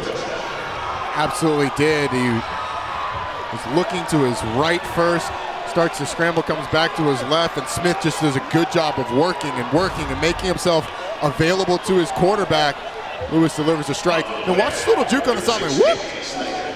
Up the sideline and into the end zone. Just a little hesitation is enough to score the touchdown. So the touchdown with 93 seconds to go in this first half gets the Raging Cajuns on the board. Snyder kicks the point. So with 1:33 remaining in the half, your Georgia State Panthers. The big play, though, is the 4th down conversion to Pauley. Certainly is, and again, I wasn't a big fan. It almost didn't work out for Louisiana, but Levi Lewis escapes the sack, and then watch the catch on the back end. The delivery was fantastic. And the touchdown, toss to Smith, a little hesitation as the defensive back going backwards. Antavius Lane is able to get into the end zone. Just a really nice response by Louisiana. We talked at the beginning of that drive on how important it was for them to get points out of it because they get the ball first in the second half. Now it's on this defense to slow down a fast Georgia State offense that's operating with no timeout. Coaches will tell you sometimes if you can get the double dip, the last possession of the half and the first possession of the second half, you can change the dynamic of a game, and that's what Billy Napier and his team will have to do, given the hole they found themselves in. And you see the numbers on the respective quarterbacks. Remember, this is Quad Brown's first collegiate start today, and he's been pretty good. He has passed the test so far, certainly. They've given him a lot of throws underneath, but he has been incredibly accurate as well. Snyder going to hang this up, and it will be fair caught. And the Panthers' 8th possession of this half will start from their 25. Now, Roddy, as you noted, Sean Elliott's team out of timeouts here. So whatever you do, you don't want to burn. You don't want to give Louisiana the ball back here. But now all of a sudden they got 3 timeouts, and Billy Napier's probably going to use them. I would imagine so. So this is the cat and mouse game. Does Does Georgia State decide to run the football? They come out in an empty set. Do they do some sort of running place or a really safe pass to at least force Billy Napier to use some of those timeouts? We've seen them in this formation go with the quarterback draw. Louisiana's got a lot of people around the line of scrimmage. Brown sacked. And that is for Rod Gardner, who had a huge game in Ames. And Louisiana will use the timeout. Timeout. Louisiana. Their first to have. He was the player of the week a week ago, and this was a really nice pressure by Louisiana. They showed a lot of people around the line of scrimmage, dropped to the boundary and blitzed from the field. Georgia State not able to sort it out, and honestly, when you have a guy coming from that nickel position, it's probably on the quarterback to throw hot. Quad Brown didn't see him and ends up in a sack. And as you mentioned, Louisiana with 3 timeouts. If I'm Sean Elliott on the other side, you've got to go with 2 plays here that are going to draw those timeouts out and then hope you get a great punt. Force Louisiana to do this with no timeouts. As you see, Rod Gardner a week ago was fantastic at Iowa State. Yep.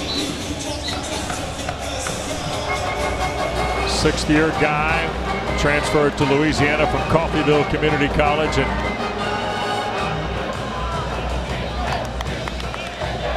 the redshirt freshman Brown now with Destin Coates in the backfield.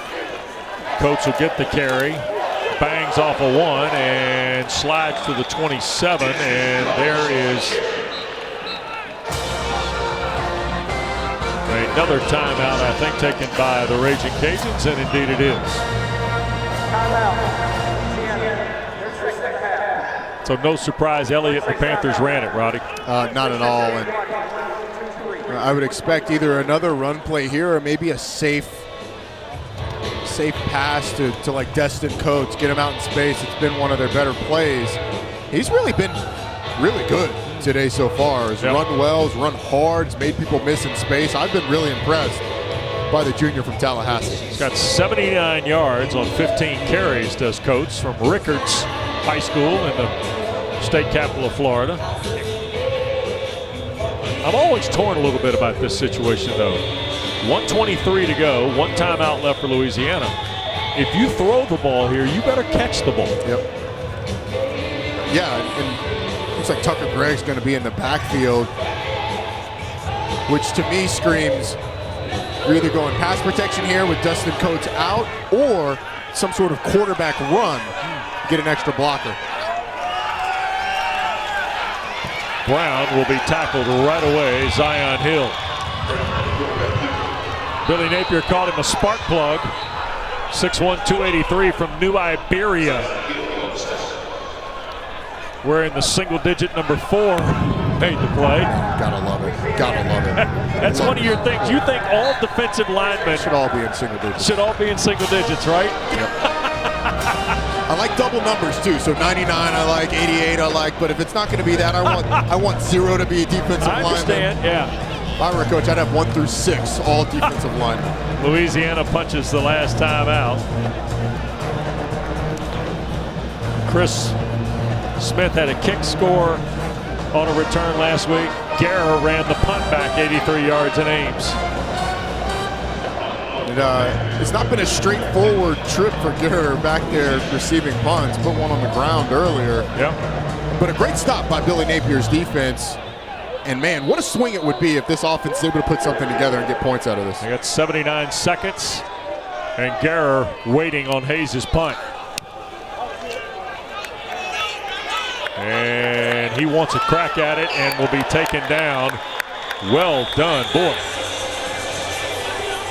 That was handled in space by Jontre Hunter. And the outside linebacker running down, and it was a really nice job because they doubled the gunner to the top of the screen. They were trying to get a return on that one, but Hunter wins, times it up nicely, brings him down. And now it's up to Levi Lewis in this offense. You've got minute 10 seconds, no timeouts, and really what you're aiming for here is at least a field goal. Right.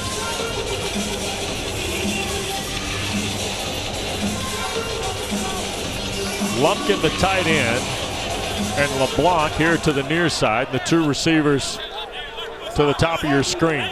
That's Lumpkin with Victor Hayward on him to the bottom. It'll be a mismatch for Louisiana.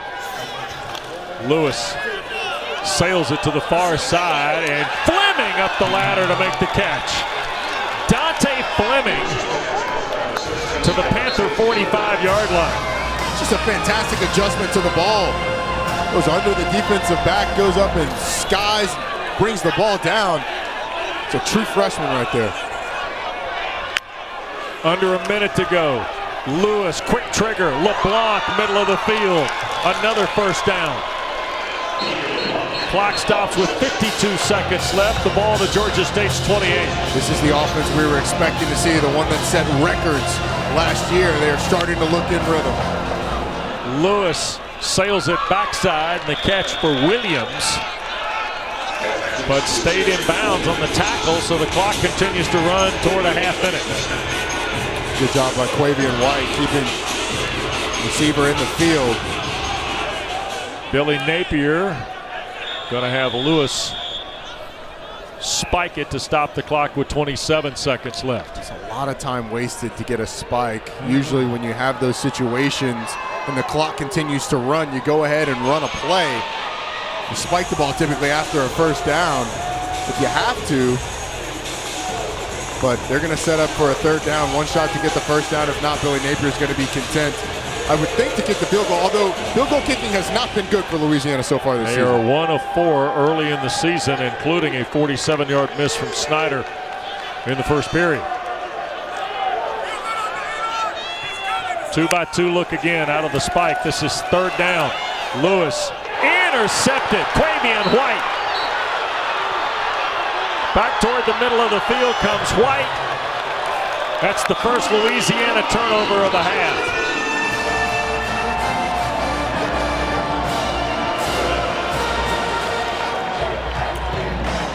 Well, the pressure certainly played a part in this. Georgia State was around the feet of Levi Lewis. Actually had a shot, but it looked like Lewis was expecting the receiver, Golden AK, to go inside. AK goes outside, and it falls right to the hands of Quavian White. What a massive play for this Georgia State defense. I know field goal kicking has not been great for Louisiana, but you still have a shot at a field goal if that is an incomplete pass. Nice job by Sean Elliott's defense. Third career interception for White. And Coates will get the rock, and that'll be the final play of the first half. So Georgia State sees Louisiana, and now the clock is stopped. And we had a little bit of a skirmish post-tackle here, but the first half clock has expired. And Sean Elliott out there trying to get his players, including Quan Gilmore, out of the mix and into the locker room here with a touchdown lead at the break. Stay tuned. Kevin Connors, Jim Moore are coming up from our college football studios. Quad Brown and Roger Carter, a touchdown. That's the difference here at the break.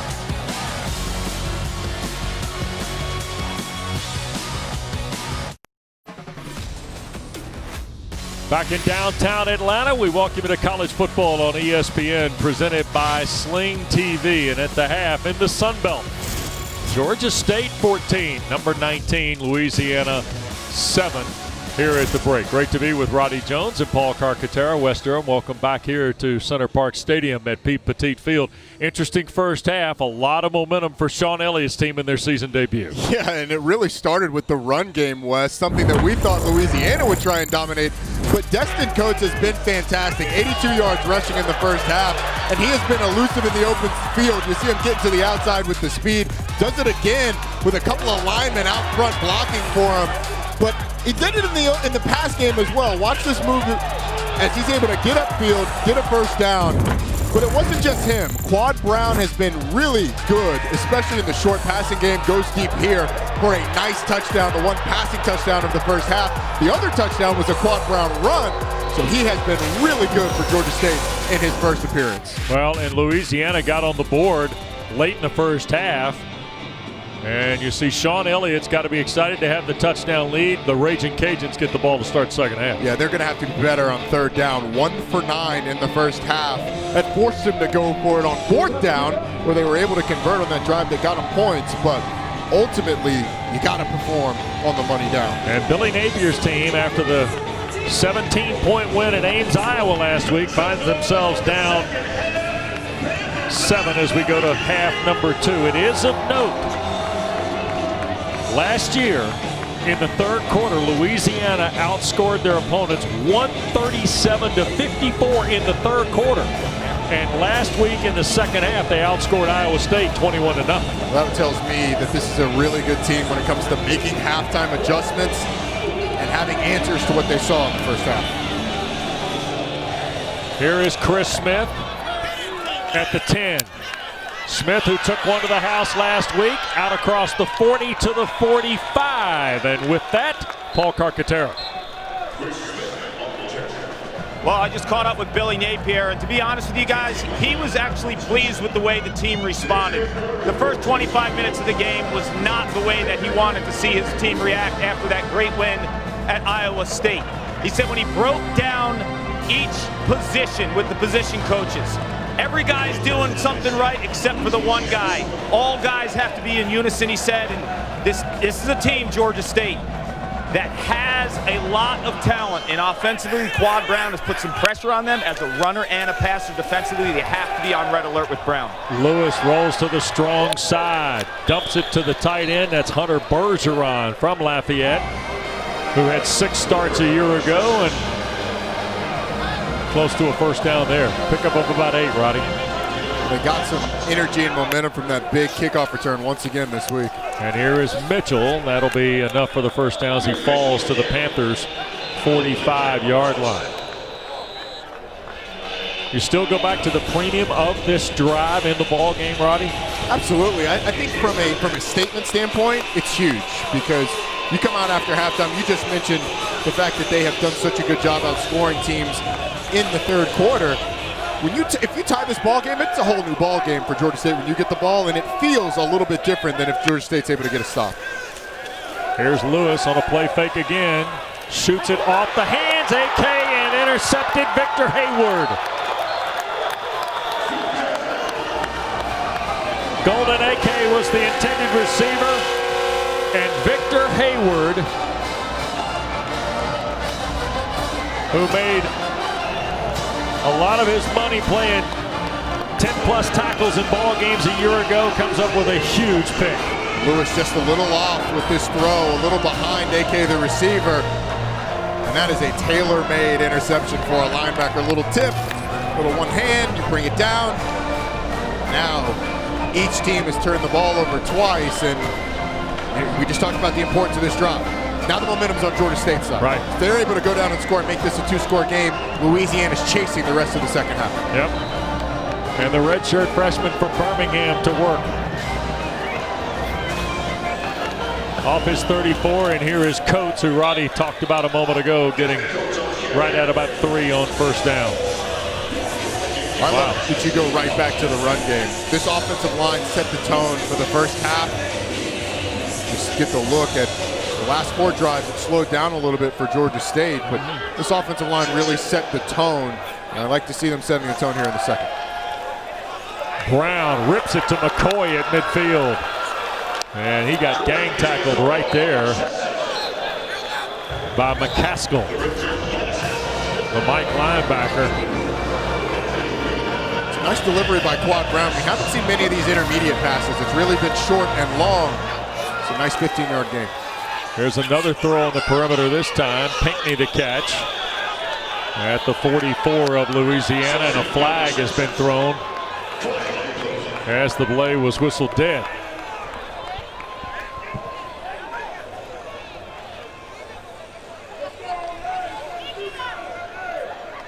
Kyle Olson is the referee. There were 6 penalties, 3 on either school in the first half. Defense, number 10. Wow. The previous play is under review. This is Andre Jones, the defensive end. That has been called for targeting. All right, let's remember every element of targeting has to be confirmed with this. So, Wes, I think that is targeting. I think there's an indicator, which is something that triggers the targeting call. Here, let's say it's a lowering of the head and leading with the forearm, and then you get question whether or not the player is defenseless. That is a defenseless player, and if there is an attack to the head or neck area, that is targeting. And so I think that you're going to get this. Okay, so the indicator is not helmet to helmet, which sometimes we see.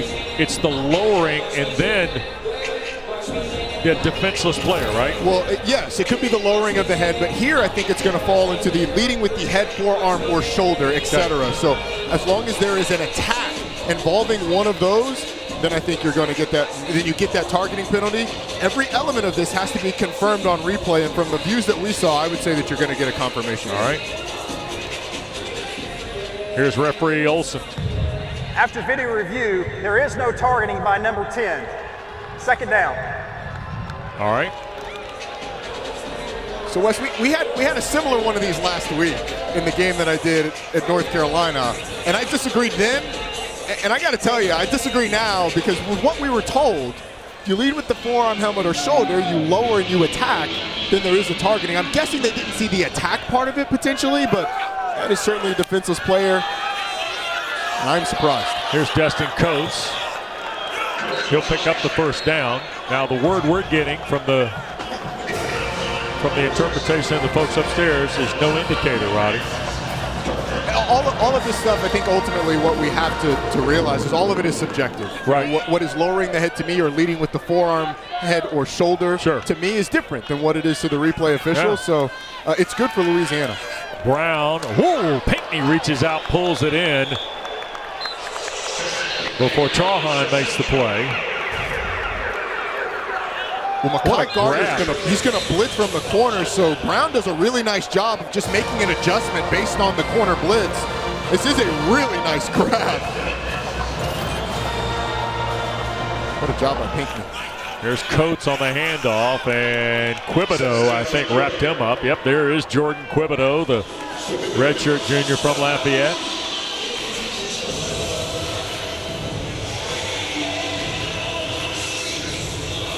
This ball game has been very physical, almost from the jump today. And most of the time it was Georgia State on the front foot with that, but Louisiana certainly recovered. Another shot, that's Carter, the tight end. Another big grab inside the 5. What a catch this is by Roger Carter.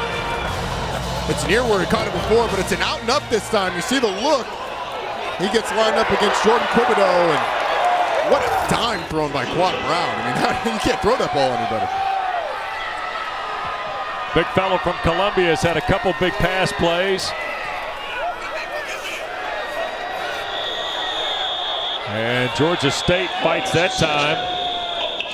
Marcus Carroll, I believe, the running back, is a freshman from Union City, Georgia. He's the Region 6 2A offensive MVP a year ago at Hateville Academy, wearing jersey number 23 in his first college game. A lot of trust in the freshman to go with him on the goal line here. Georgia State knocking on the door. This is Carroll, and he got to the stripe. Did he get in? No. 3rd and goal coming up. No, the Panthers say he's in, and indeed now he is marked in. So Marcus Carroll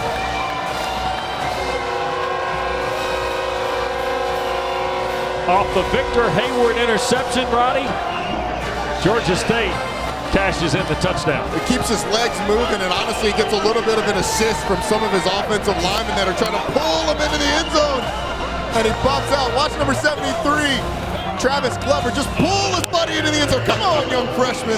I'm going to take you to promised land with me. A really nice drive, though, by Georgia State. Now, with the 2 touchdown lead, it's going to force Louisiana to chase the second half a little bit. But off the turnover, Georgia State takes advantage, puts the ball in the end zone. Yep. So in his first college game, Marcus Carroll Punches it in from 2 yards. Ruiz adds the point, and it's back to a 2-touchdown advantage for Sean Elliott in Georgia State. Look at big 73 say, come on, young fella, here we go, pay dirt. Back after this.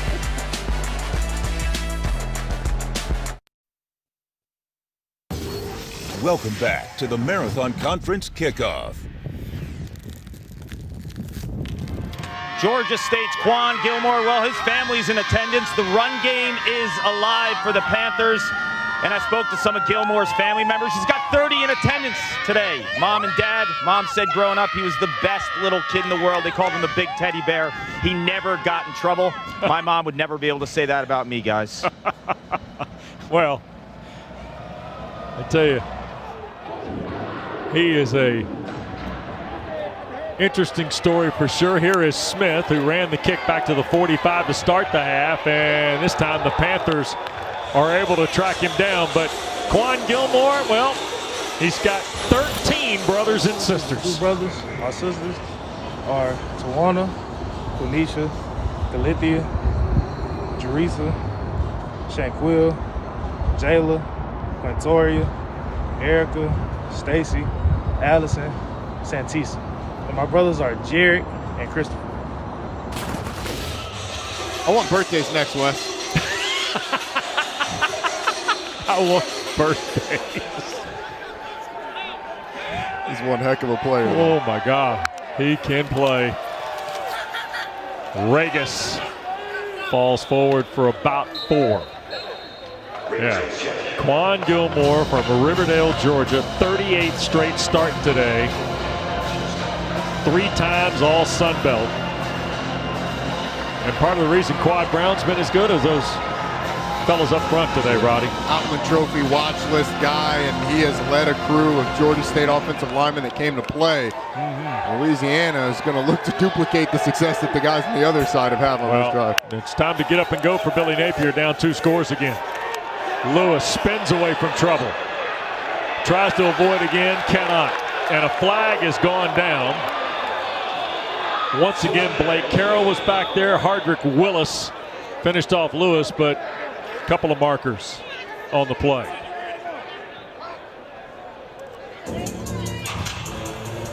Personal foul, face mask, defense, number 43. 15-yard penalty from the previous spot. Automatic first down. I think he's talking about Blake Carroll, 42. And yep, there it is. It's a tough one for a defender. I mean, he didn't really grab it all that badly. It just, you're in the open field and it looks really bad on the quarterback anytime. But it was a nice pressure by Georgia State. They got pressure up the middle. Lewis was able to get out of it. Then they were able to rally on the outside. It was good coverage downfield. Right. Other than the penalty, it was really a well-played play. Regis back in the ball game as the running back. Pistol set here for the Raging Cajuns. And Regis, maybe a yard. Boy, Blake Carroll, 9 games last year. Today is his first start, Roddy. And I know they were excited about him, but he has delivered today. We talked about Trajan Stevens-McQueen coming into this game, but Blake Carroll, the little linebacker, has really been the story. He's been all over the place, really good at shooting gaps on those zone plays, and you saw it again there. Yep.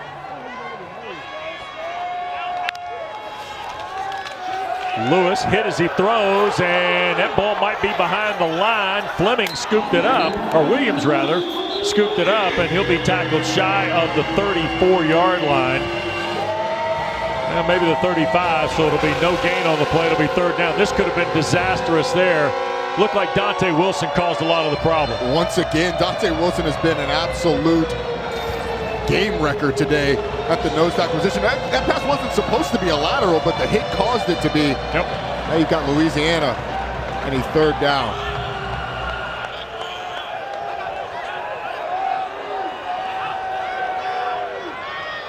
That's Fleming in motion. Lewis spins it across the middle, and that is Williams again. Jalen Williams at 6'3" from Opelousas, Louisiana. Chris Moore the tackle, but a first down for the Raging Cajuns. Yeah. Really nice job by Louisiana. They struggled so mightily on third down in the first half. You had the motion coming across the formation, a quick flat, and then a hook, just a little curl right on the hash marks. Lewis able to complete it. Play fake to Smith. Lewis wide open on the backside. That's Fleming. Inside the 15, hit from behind at the 13. Chris Bacon delivered the tackle, but not before the damage was done. The throw. So this is just a two-man route, Wes. Those two guys go out, and they're going to cross. And when that happens, you get one cornerback passing off, you get the other cornerback running, so you end up with three guys on the post and nobody on the over. Really nice find by Levi Lewis. Hey, what Fleming has come up big already today before that in his return to the lineup for Louisiana. Quick throw near side, LeBlanc the catch. Had to come back for it briefly. And Georgia State ends up with the ball. Victor Hayward, who had the interception a moment ago, but I think they're going to rule LeBlanc down inside the 10 at the 7. LeBlanc came up a little gimpy on that one. Let's take a look at this. Can't really get a good view. The ball certainly comes out at the end, but you can't get a good view of it. Yeah. You mentioned LeBlanc being a little gimpy. Roddy, I noticed that late in the first half. Yeah, I think the question is whether or not this is a complete pass more than whether or not that it's a fumble. Right. Straight ahead, Smith. And a flag is dropped over by the down marker across the way as the whistle blows on the 2-yard gain. Maybe 3 for Chris Smith.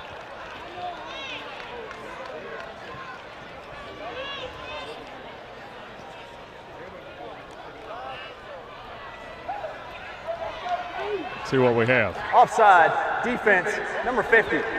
Half the distance to the goal, third down.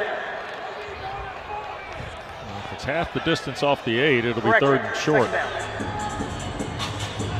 Or second and short. Elijah Mitchell's come back in. Both Meagle and Lumpkin, the two tights in the package too. There to the left side. As you see it from field level. Lewis throws, caught, up the ladder. Kyron Lacey for the touchdown.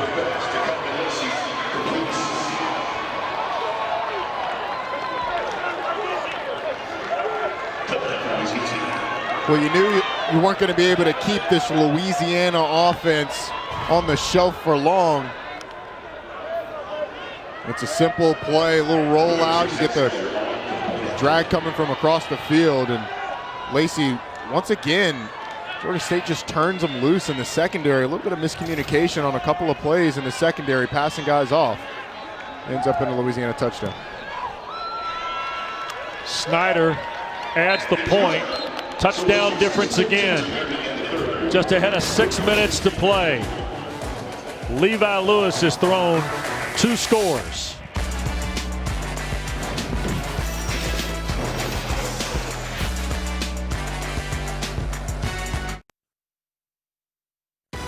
ESPN College Football, presented by Sling TV, is brought to you by Marathon, fueling the American spirit, and the Toasted S'mores Shake, only at Sonic.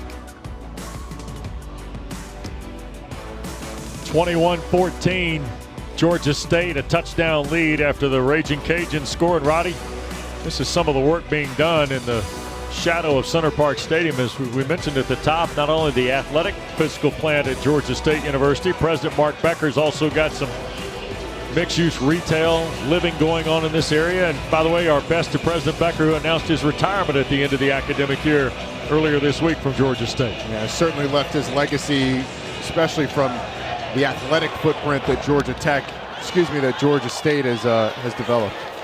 Quavian White, the return, spinning 2 or 3 times to the 23. Touchdown lead for the Panthers as we check with Kevin. Hey, West Tulsa has never beaten a ranked Big 12 team, but they are up on number 11 Oak State right now. Ethan Bullock Going to be intercepted here by Allie Green, the fourth. Bullock on for the injured Spencer Sanders, who's out with a bad right ankle. Chuba Hubbard, 39 yards on 16 carries. Tulsa up 7-3 on ESPN. Meantime, Kenny Pickett having a day against Syracuse. He's run for a touchdown, thrown for 2. That one to Jared Wayne, 21-10. Pitt on top on the ACC Network. Wes. All right, Kevin, thanks. You're watching ESPN's College Football presented by Sling TV today as part of Marathon Conference Kickoff. And we're in downtown Atlanta. Georgia State leads number 19 Louisiana by a score. And here is the redshirt freshman from Birmingham, Quad Brown. Diving for about 4, almost 5 on first down. Zion Hill gave him a little something extra at the end of that run, pushing that head down. Yeah. It's what happens when you go in with the big boys in the middle. Nice run on first down by Quad Brown. Another one of those single number defensive guys. Gotta love it. Gotta love it. Brown going to loop it down the field and overthrows McCoy, who quite frankly had gotten a step on Amos at the corner spot. Had to let go of that one quick. And Quad Brown has been really good after those first 4 passes of the game. He started 0 for 4, but he's 18 of his last 22 before that last pass. Just let that one go a little too far for McCoy. Marcus Carroll, who had the touchdown, is back in the ball game here with Brown on a big third down play. Panthers are 5 of 11 today. Quick throw beyond the reach of Carroll, incomplete. So very quietly in 3 plays, Georgia State will punt it away. Those are 2 passes that Quad Brown's going to want to have back. He had both of them. Had McCoy down the sideline, and then had Carroll on the little quick swing pass. Not even able to complete it. That was just first down for sure. Billy Napier and his crew dodged a bullet, and they'll get the ball back with an opportunity to tie the game potential. Yep. Guerrer waits on the Michael Hayes punt. Wobbly kick. It'll hit. Guerrer plays it on the hop at the 25 and going nowhere. Tracked down nicely. Step aside after the Hayward tackle. Touchdown lead for Georgia State.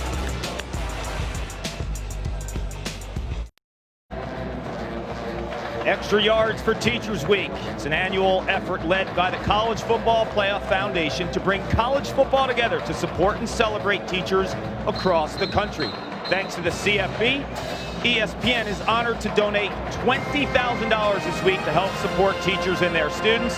Follow at CFP Extra Yard to learn more. And on the back end of this play, I got a Billy Napier special teacher shout out. Pistol set for Napier's Raging Cajuns, and here is Smith spinning for about 6 on first down, Carl. Yeah, Billy Napier told us yesterday about a special teacher in his life, his 5th grade teacher from Chatsworth, Georgia. Her name was Miss Whaley. He said she held his feet to the fire and gave him a good paddling when he deserved it. I'm sure, Wes, you had a couple of those too, if I had to take a guess.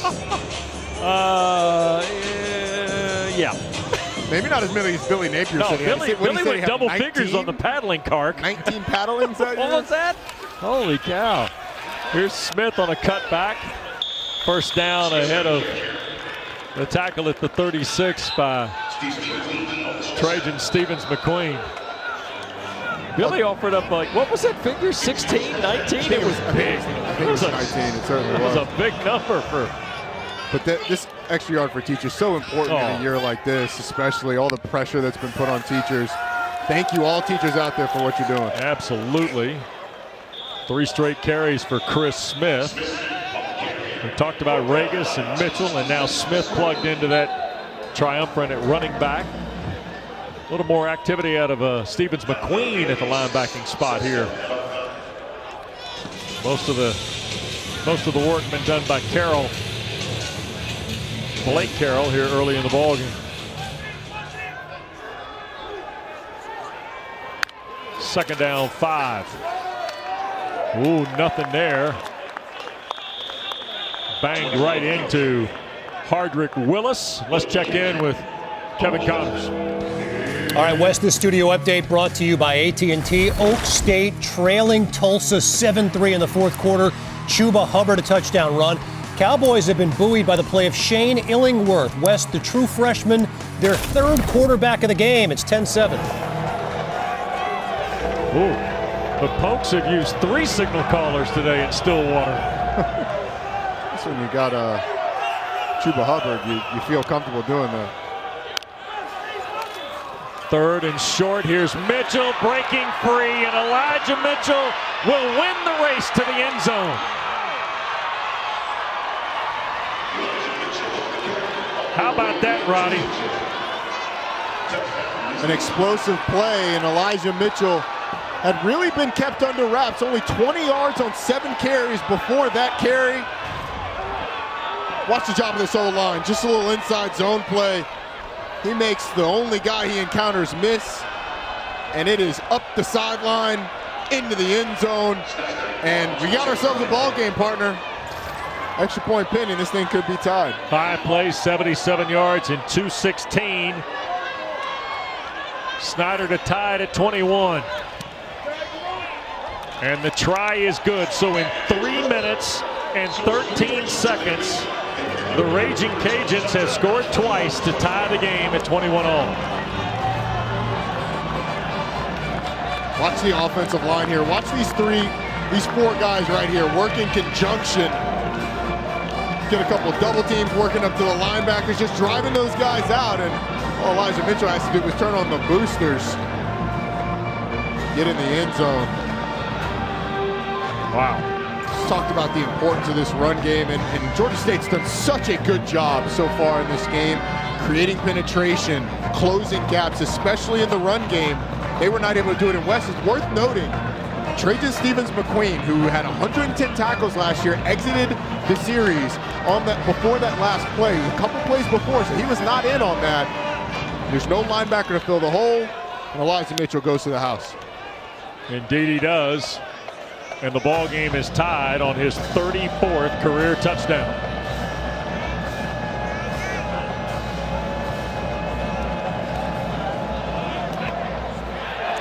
McCoy will signal for the fair catch. Georgia State will scrimmage from its 25. Don't forget, Week 2 NFL Sunday starts at 10 a.m. Eastern. The Countdown Crew on ESPN and the ESPN app. Ahead of Tom Brady's home debut as a Buccaneer, how his arrival in Tampa included an accidental home invasion. Plus, Randy Moss ranks today's best college football catches, and an update on all the early breaking stories, injury updates, and a preview of each game right until kickoff Sunday. NFL Countdown presented by Snickers on ESPN and the ESPN app. Partner, I think Georgia State fans and myself included are wondering, with your familiarity with the Falcons, they gonna get a win this week? In Dallas tomorrow at 1 o'clock. Last time they were there, they were winners. There you go. And Destin Coates, who has done a lot of the heavy lifting in the run game today, Roddy. Very quiet. You profiled him at halftime. You know, Roger Carter, touchdown catch. Marcus Carroll's got a touchdown run. Quad Brown's got a run. But Destin Coates has kind of been the guy who has really done a lot here today for the Panthers, and he's near the first down mark on the second carry of the drive. He's been spelled a couple of times. Coates has by Marcus Carroll in the second half. See, the helmet came off a little talking to the other team, talking to the opponents a little bit, saying, come on, man, I'll take my helmet off. But this is a big drive, as you see Coates over 100 yards on the day. This is a big drive for Georgia State. It's really the first time you felt like the pressure is on this offense to come out and respond. First time in a long time, at least. Yep. Brown trying to work to the edge. Will just slide before he could take the shot from Manak, who's trying to fill the role of Joe Dillon, who did not make the trip with the Raging Cajuns. It's a beautiful fake by Brown to Tucker Gregg. He was able to take it off the left side for no gain. Second in the full 10. Brown, quick throw here on the perimeter. Payne tried to reach back and haul it in, could not. Third down coming up. Quad Brown's just been a little off Second half? The last couple of drives, yeah, in the second half. With the exception of that first drive, since then, it's just been just a little off with these receivers. Was a little ahead of McCoy on the last drive. On a deep pass, a little ahead of Coates, too. See if he can get it under control on third. Third down. And broken up on the way to Payne by Percy Butler. And again, just as they did a moment ago, the Raging Cajuns answer the bell here, and now the ball game tied, and Garrett going to drop back. Butler does a fantastic job of just running the path of the tight end. He sees the crossing routes coming, so what does he do? He gets right behind Payne, and that way he can't get picked from the other side. Gets his hand across, knocks the ball down. That is picture perfect. Honestly, that should be on a teaching tape. 98 seconds to go here in this third period on a ball game that's seemingly seen the momentum turn a little bit in the last two possessions. Almost blocked. Garrow will signal for the fair catch and do so just beyond the 25. Well, how about we check this week's college football playoff rankings, brought to you by our friends at Chick-fil-A. Now, this is the AP Top 10. Remember, the Southeastern Conference starts next week. And you see 6 SEC schools there in the top 10 with Clemson, Oklahoma, Notre Dame, who plays later this afternoon against South Florida, and number 9, Texas. And the Big Ten's going to come back in the mix, Wes. So when that happens, I expect to see I expect to see Ohio State in there. I expect to see Penn State in there. They will not be in the rankings. I believe they will not be in the upcoming rankings. Until after they play, right. But after that, yep, we're going to start to see the Big Ten in there. And who knows, if you stay tuned tomorrow, who knows who else will come back to play. Sure, that's a good point. It changes daily, my man. Quick throw, Lewis tried to dial up. Lacey on the slant. It'll be second down and 10. All right, the 23rd or 24th will be the return of the Big Ten, the 8+1 with a championship game on the 19th. It's exciting that we're going to get those teams back. Honestly, you know, one of the big things, obviously Ohio State was very vocal in wanting to play, but sure, Ryan Day's got a darn good football team coming back. And getting guys back into the fold, including the great Sean Wade. Yes, sir. Second and 10 after the Lewis incomplete pass, and here's Regis. And Trey Regis to the 34. That'll make it third and a long 2 for the fifth-year senior from Archbishop Shaw in New Orleans. Stevens, McQueen, and Lane on the stop for Georgia State. Georgia State had a lot of success early going in man-to-man coverage against these receivers for Louisiana. I would expect that here. You kind of got to sell out to stop the run. Louisiana has been so good in the second half with that.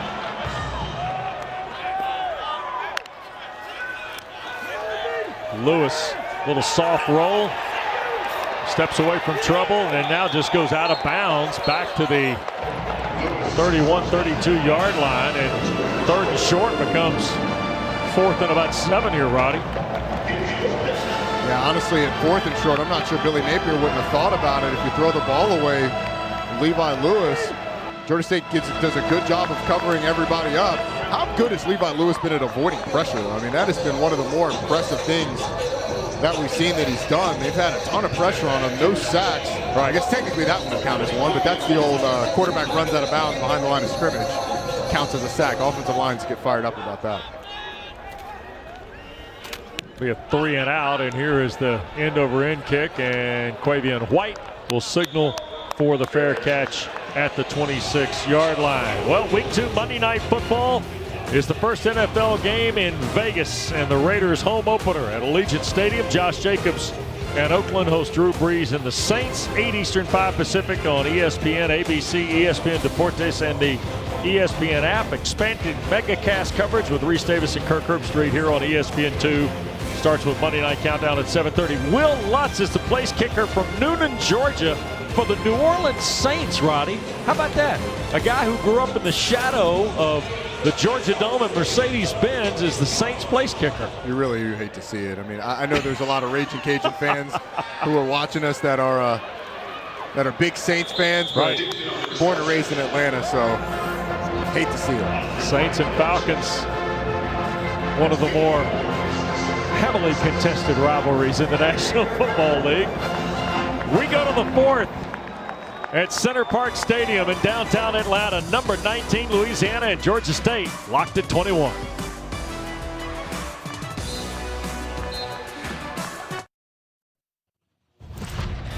Let's take a closer look at the offensive line for Georgia State with pocket protection, brought to you by Nationwide. This Georgia State offensive line does some strange things with their offensive line splits. Here you get wide splits between the center and the guards. Here you get a wide split between the tackle and the guard with the tight end inserted. And then they've done a fantastic job in the run game. You're going to see the center, Malik Sumter, come around the edge, get a block on the safety. Quad Brown gets in the end zone. This offensive line has certainly been fantastic. 2nd down and 4 as we rejoin you. Start of period 4 and a play behind the line by Zion Hill on Destin Coates. Get this offensive line going again.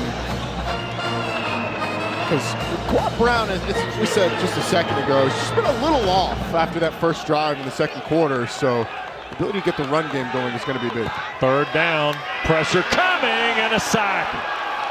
Lorenzo McCaskill.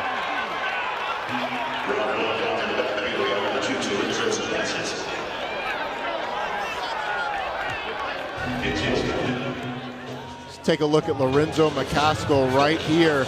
There he is right in the middle. Whoa, went a little far with the telestration there, but he comes right up the middle. Malik Sumter turns him loose. Quad Brown, pressure right in his face, has no choice but to go down.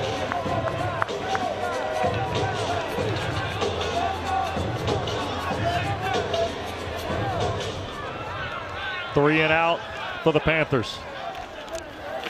Hayes got that away. Guerrer will let it hit and roll inside the 40. And let's check with Kevin Connors. Hey, West, Notre Dame riding a 19-game home win streak, 4th longest active in the FBS. Ian Book, 3 for 4 passing, 36 yards on the opening drive, and he tiptoes in for this one. Fighting Irish out of the ACC, leading USF early. Meantime, moments ago, Cooper hauls it in for Navy, who trailed 24-0 at the half. They decide to go for 2. And the midshipmen get it. Wes, how about 24 unanswered by Navy to get back in this one? 24-24 over on ABC. All right, Kevin, thanks. Kenny Amatalola and the Middies getting up off the deck today against Tulane. Yeah, Kenny Amatalola said they basically went to a spring practice style system where they're going full contact. Wow. Elijah Mitchell has gone full contact here in the second half on the first play of the Raging Cajuns drive off the 37. He picks up 9. It'll be 2nd and 1. As a running back, sometimes when you're having a tough day and you get one of those big chunk plays like Elijah Mitchell had, just really get you going. You start licking your chops, wanting the next carry. AK in motion. They hand to Mitchell again. 1st down and more. And Elijah Mitchell inside the 20. A stiff arm at the 10 and brought down near the 2. Elijah Mitchell was Zeke Elliott right now. You'd see the spoon motion going to his face saying, feed me, feed me. A nice job in the inside zone. Cutting back, finding open space again. Runs out of gas a little bit here at the end. Nice job of Quavian White bringing him down and giving his team a chance to keep Louisiana out of the end zone. But this run game has been explosive in the second half, and Elijah Mitchell's got to be licking his chops. 62 yards and 2 carries for Mitchell, who now has 141 yards on 10 carries. And lowers the shoulder on 1st and goal and gets nowhere. Looked like TJ Arnold, the former walk-on, was one of the Panthers there. You see Mitchell exiting. A lot of times coaches, running back coaches, you have a long run like that down inside the 10, you get one to get it in the end zone because you're a little tired, then it's, all right, come on, young fella, we're going to give somebody else with fresh legs a chance to get it in. And here comes Trey Regis.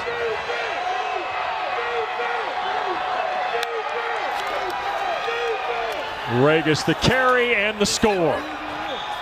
Louisiana in front with 11:54 to play. And Regis will be the first to tell you that's Elijah Mitchell's touchdown. Mitchell will be the first to tell you, hey, it doesn't matter who gets in the end zone. It's all about the team. That's the relationship that this running back room has, the unselfishness. Elijah Mitchell a little tired after that long run, but Regis with the fresh legs powers into the end zone to take the lead for Louisiana. Tell you this, 3 touchdowns in 4 possessions here in the second half. Snyder to try and make it 21 points in a row by Billy Napier's team.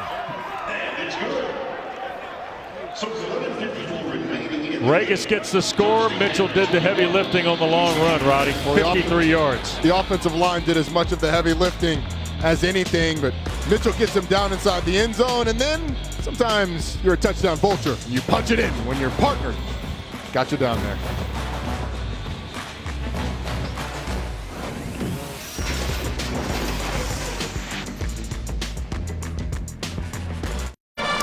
You're watching ESPN College Football presented by Sling TV as part of Marathon Conference Kickoff. With Roddy Jones, Paul Carcaterra, West Durham at Center Park Stadium in downtown Atlanta. Where 21 in a row by number 19 Louisiana has given the Raging Cajuns a touchdown lead with under 12 minutes to go in the 4th period of play. And Roddy, Georgia State had a 21-7 lead. About 4 minutes and change into the second half on a Marcus Carroll touchdown run, and since then it's been Billy Napier's team. And you see the graphic at the bottom.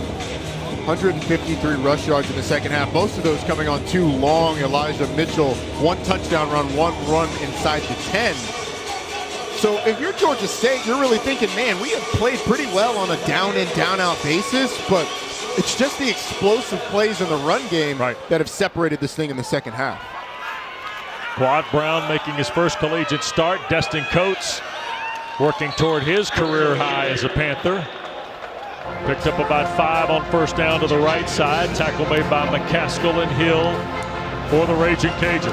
And I think Louisiana has done a much better job in the second half of dealing with the tempo of Georgia State, that play being an exception. There's a cutback. It'll be 3rd and about 3 for the Panthers. Georgia State really hasn't gotten, Wes, has not gotten enough plays strung together to really take advantage of that tempo like they did in the first half.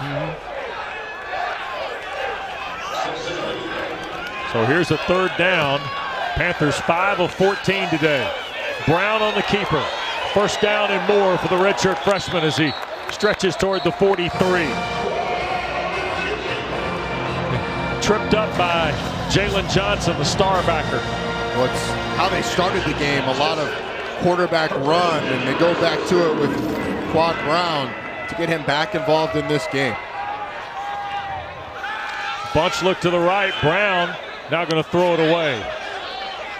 Let's check with Kevin as it's 2nd and 10 coming up. All right, Wes, at 8 minutes in, Notre Dame is just dominating USF. Chris Tyree, short touchdown run. Notre Dame a 14-0 lead over USF as they play the first quarter. Wes? Chris Tyree, one of the exciting freshmen for Coach Brian Kelly and the Irish.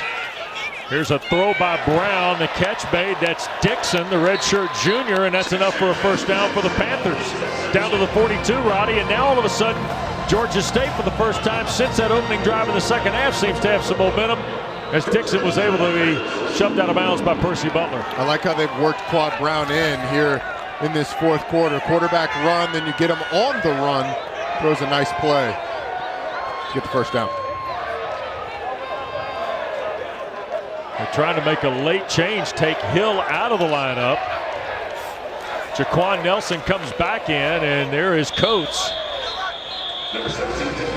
picking up about 5 on first down. And on that last play, the referees, obviously, because Georgia State made a substitution, holding it for Louisiana. But you got to move with some urgency on that. I mean, I thought Louisiana got a lot of time to get those big fellas on and off. Saying Zion Hill might have been in the soft trot. Yeah, he started late, soft trot. You know, little bit of urgency would be good. Brown on the pitch fake, now tucks it back, and it's going to be 3rd down and 2 with about 9.5 minutes to go. Wow. Makes a miss in the open field, well, really in the backfield.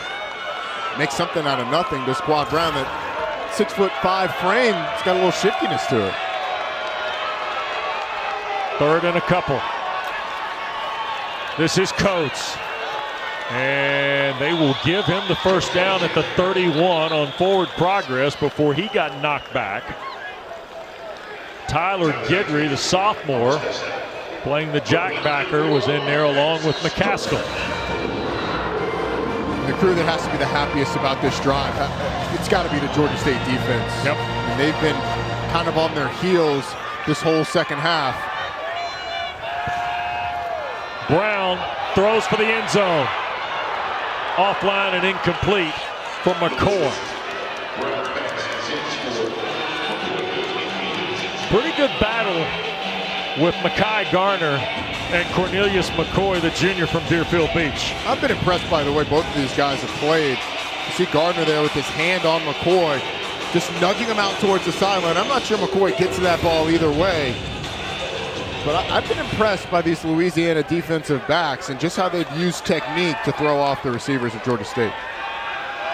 Brown threw over the top of traffic. The catch made by Marshall inside the 15, and another first down for the Panthers. The 5th-year senior Matlin Marshall, who had just 2 receptions in the last 4 games at the close of 2019, a big catch there. It's a heck of a throw from the right hash to the left sideline, manipulates the ball, gets it over the linebacker for the reception. And here is Coates with Carter and Glover, the tight end and tackle, kind of trying to free up Destin Coates, who now brought down by Farrad Gardner, but Coates, who had 9 carries for 119 yards a year ago against ULM, has got a career high 127 today. Now he hesitates getting to the corner and pushes it inside the 5 toward another Georgia State first down with 8 minutes and moving clock here. Now Georgia State's going to bring in some more big bodies. Have to imagine that no matter what happens on this 3rd down, Georgia State's going to go for it on 4th. So with the success they've had running the football, I'd either expect it to be in Coates or Brown's hands running the ball. Both tight ends in the ball game. Here's Coates. He will skip to the outside and score.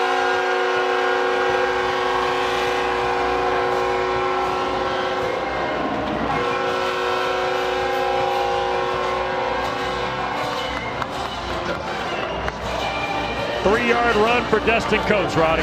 What a job by Georgia State on this drive. Coates sees the opening, the grass on the outside, gets to the corner of the end zone, but this drive was started by Quad Brown. He got it going on the ground with his legs. I really like what Brad Clint did, getting him involved, getting him out of the pocket, getting him comfortable, back in the flow of the game. The freshman and Coates get him down and in the end zone. Ruiz point ties the game. So Destin Coates from Tallahassee, Florida. 7 scores a year ago on the board today.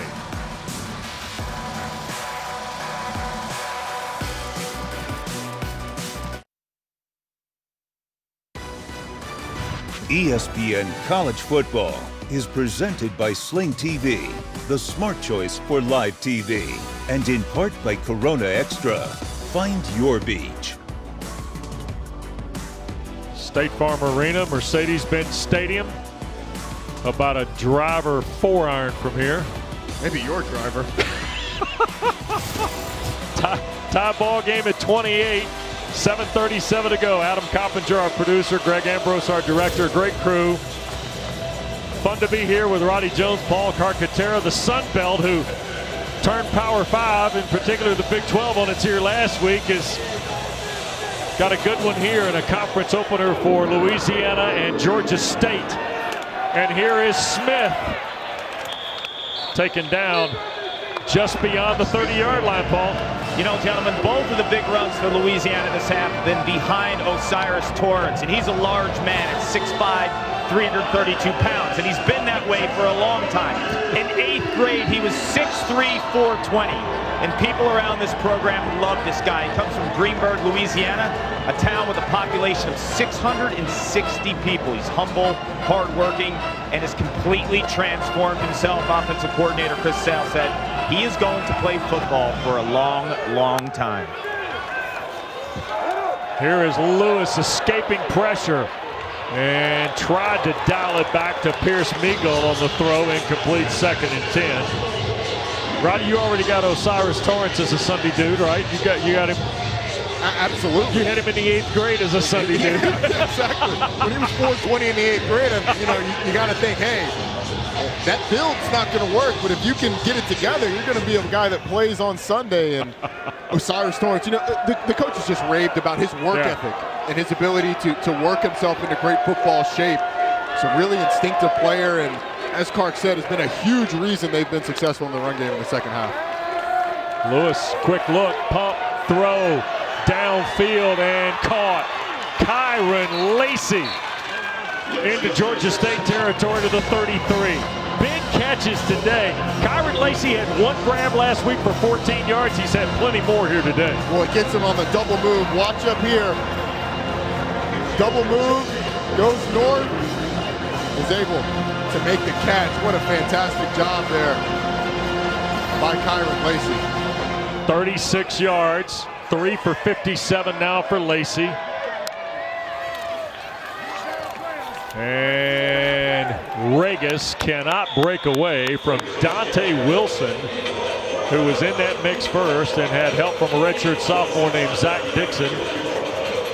And it looks like Carter might have been in there as well. But Dante Wilson makes it happen, the 275-pound nose guard from Jefferson, Georgia. There's 52. Defensive line was really good in the first half, and seems like the more that Louisiana's leaned on them, the more effective they've been. Just not the same burst and penetration that we saw in the first half. Lewis and Regis trying to get to the edge. Flag is thrown in from behind the play on a 2nd and 11. Let's see what we have here. Mitchell and Regis will swap spots in the order for Billy Napier. Holding, offense, number 64. 10-yard penalty, 2nd down. We mentioned Wilson. Vallow, the center. You're going to see Vallow, 64, just get knocked off balance by Wilson. He's had his hands full today, and as he goes to the ground, drags down 52. And I'll tell you what, Vallow's won his fair share of the battles, but again, he has not had an easy time with Dante Wilson and Akeem Smith there at the nose.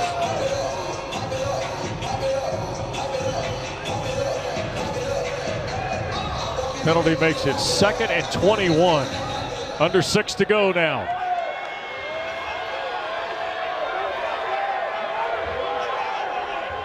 Mitchell will check into the boundary. Lewis back for Elijah Mitchell and brought down right at the 40. Quavian White, who's had a very active day from the secondary, making the stop. It's an interesting no man's land because obviously it's 3rd and long. You're on the 40-yard line right now. If you can get 10 yards or so, if I'm Billy Napier, I'm going for it. So I think that's your game plan here. You're trying to get about 10 yards, get down to the 30, and get a 4th and manageable. 2-by-2 look here for the Raging Cajuns. How many do the Panthers bring? Quick throw and almost picked off. Jalen Jones on a ball intended for Dante Fleming. Looks like Louisiana was content to go with all slants. What a play. Almost had it. Yep. Here is Reese Burns into punt formation.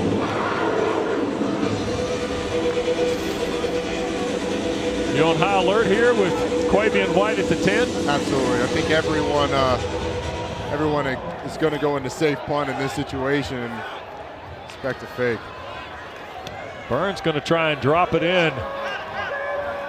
It will go out of bounds, and let's see where this is marked as we send you to break. 11-yard line.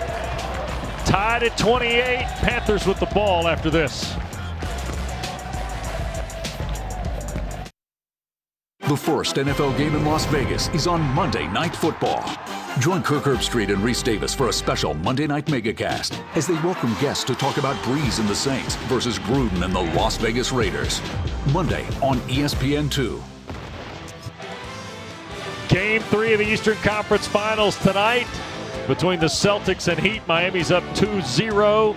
8:30 Eastern Time. NBA Countdown gets our coverage started at 7:30 on ESPN, ESPN Deportes, and the ESPN app. Coming up soon, Roddy Jones's thoughts. How fun are the Heat to watch, man? I've never had a team where I've known more names with a team with no superstar. First down give is to Coates. And might have lost a step back to the 10.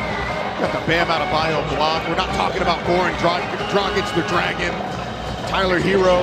Duncan Robinson will shoot from anywhere. Come on, man. The Heat taking the Heat. Clark, any thoughts on the Heat Celtics very quickly for me? Based on what happened in the locker room the other day with the Celtics, it's do or die time now. But I like Jimmy Butler, man. I do too. I'm a big Jimmy Butler fan. Yep. He's a gamer. Coates again and nowhere. That time, Chauncey Manning. I'll tell you what, guys, this game has been sort of strange. It felt like the momentum slowly went from all Georgia State at the beginning and then waned slowly, transitioned to Louisiana, and now we're in a heavyweight fight. Well, a heavyweight fight that we thought was going to be a shootout, but now we're under 4 minutes and this game is tied. And you got to be careful if you're Quad Brown here. Don't put the ball in danger on 3rd and 11 deep in your own end. 3 timeouts left for both schools. Straight run again for Coates. And that will make it 4th and 9, essentially, at the 12. It's an interesting. The clock continuing to roll here. Yeah, it's an interesting call to go that conservative. And I think Sean Elliott's thinking the same thing you were. Let's run the football, we'll punt it away, give our defense a shot. They've been playing pretty well with the exception of the big plays. But, I mean, you're giving Louisiana the ball back with less than 3 minutes. They're going to go into their regular offense and maybe burn it all down and in good field position.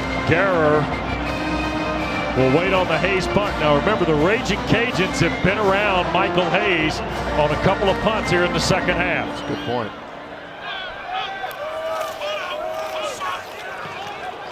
He will drive it out of there. Guerrer at the 40. Eludes a man. 45-50. And into plus territory to the Panther 45-yard line. And that's where Levi Lewis will get started with Louisiana. Dontre Hunter had a shot at him, but Guerra was able to avoid a couple of tacklers and get a really crucial, about a 10-yard return there. That's the one less first down that they have to get. And with a team that has struggled kicking field goals, every yard matters. Yep. Chris Smith with Levi Lewis in the backfield here. This Louisiana offense needs to operate with urgency, but not in a hurry. You've got plenty of time. You have timeouts. You don't have to do anything different offensively. Tied at 28, and this is Smith. He'll get nearly, well, he gets 3, almost 4 before the tackle of Strachan, the outside linebacker on the boundary side. Roddy, we have not seen Levi Lewis go vertical much at all, and I noticed on that last snap, Jalen Jones, the corner, was right up on Peter LeBlanc. Peter LeBlanc had the big play last week against Iowa State. But you're right, with the exception of the double move to Lacey, which ended up kind of as a duck at the end, but that was really the longest completion we've seen. Smith, right side, and to the 38-yard line with under 2 to go. And a timeout taken by Georgia State. Number 19, Louisiana, has tied with Georgia State when we come back to Atlanta.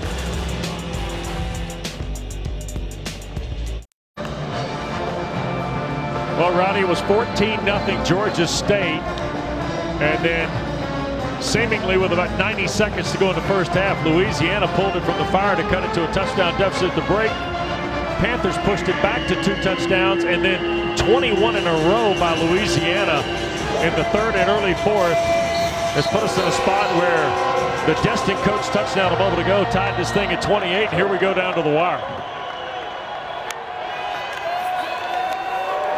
And in two-down territory, Mitchell didn't get anything, and a Sean Elliott timeout for Georgia State. They're down to one left, and I think that was Dante Wilson that stepped in there first. Absolutely. How good is the nose tackle been? They're lined up over the guard.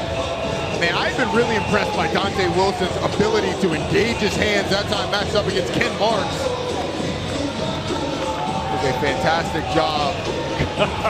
Hey, Kark, I'll tell you this. If he really wants to be a game warden in life, I don't know that there'll be much in the forest that'll be tougher than what he's dealt with here today, right?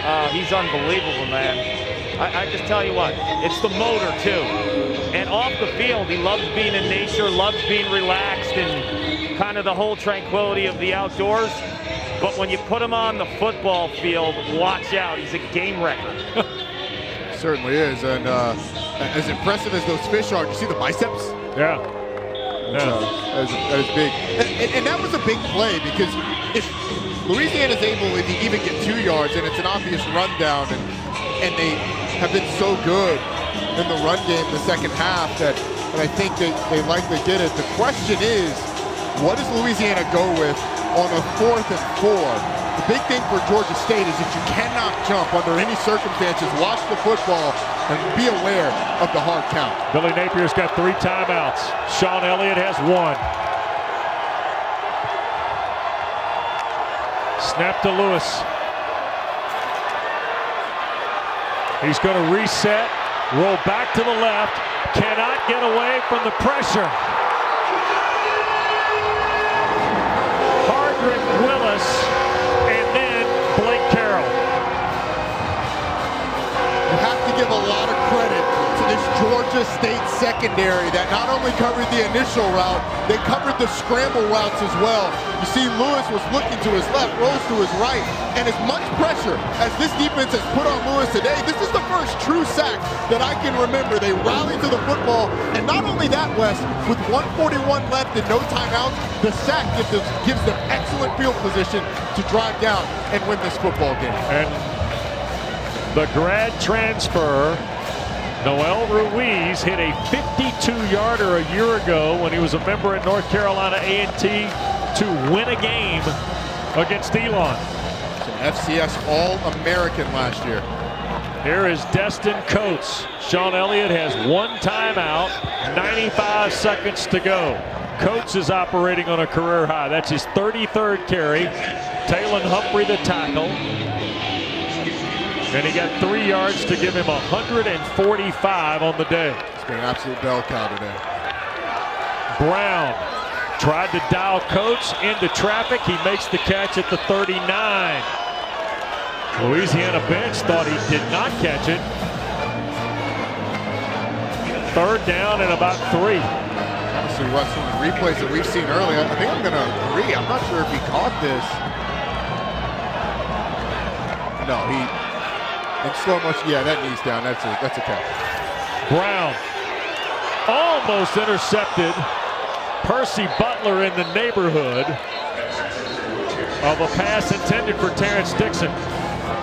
Brown locked onto the inside receiver, Terrence Dixon, but Sam Pinckney, who was the wide receiver, was actually open on a slant. And now Georgia State has a really interesting decision. Do you punt the ball away, give the ball to Louisiana with 3 timeouts, or do you go for it here and run the risk of giving Louisiana the ball back? If nothing else, I'm going with the hard count. Coates in the backfield. Brown.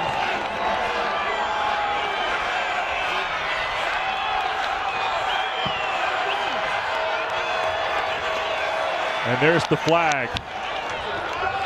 Delay a game on Georgia State.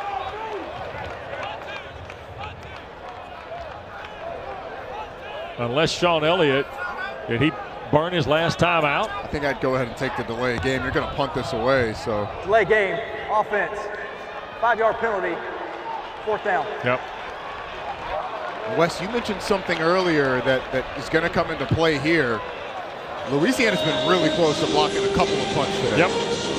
So you're Louisiana, you're dialing up your best block right here. Yep. Seeing if you can get there because you've had some success at least getting close to Michael Hayes.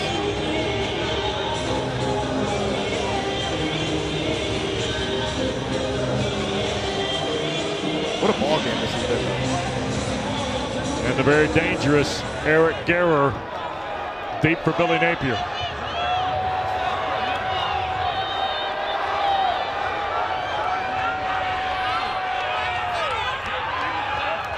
Snap to Hayes. He'll just try and move it down the field. Here's Guerrer. He takes the ball on a bounce and gets tackled at the 10 with 41 seconds left. Let's check with Kevin. And Wes, coming up next, we got a good showdown. Trey Self and Stephen F. Austin coming off the win over UTEP a week ago, taking on a UTSA team who had that thrilling overtime victory over Texas State.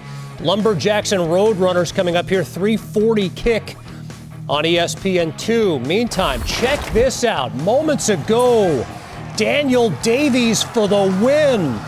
How about Tulane leading Navy 24-0 at the half? The midshipmen responding with 27 unanswered in the second half to win 27-24. Wes. Roddy.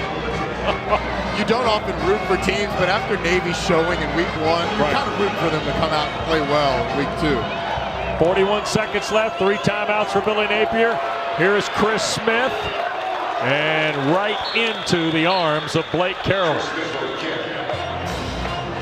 And no timeouts for Louisiana. Looks like they're going to be content to let this thing run down. Billy Napier showing no urgency. We're going to get some free football here, partner. Yes, we are.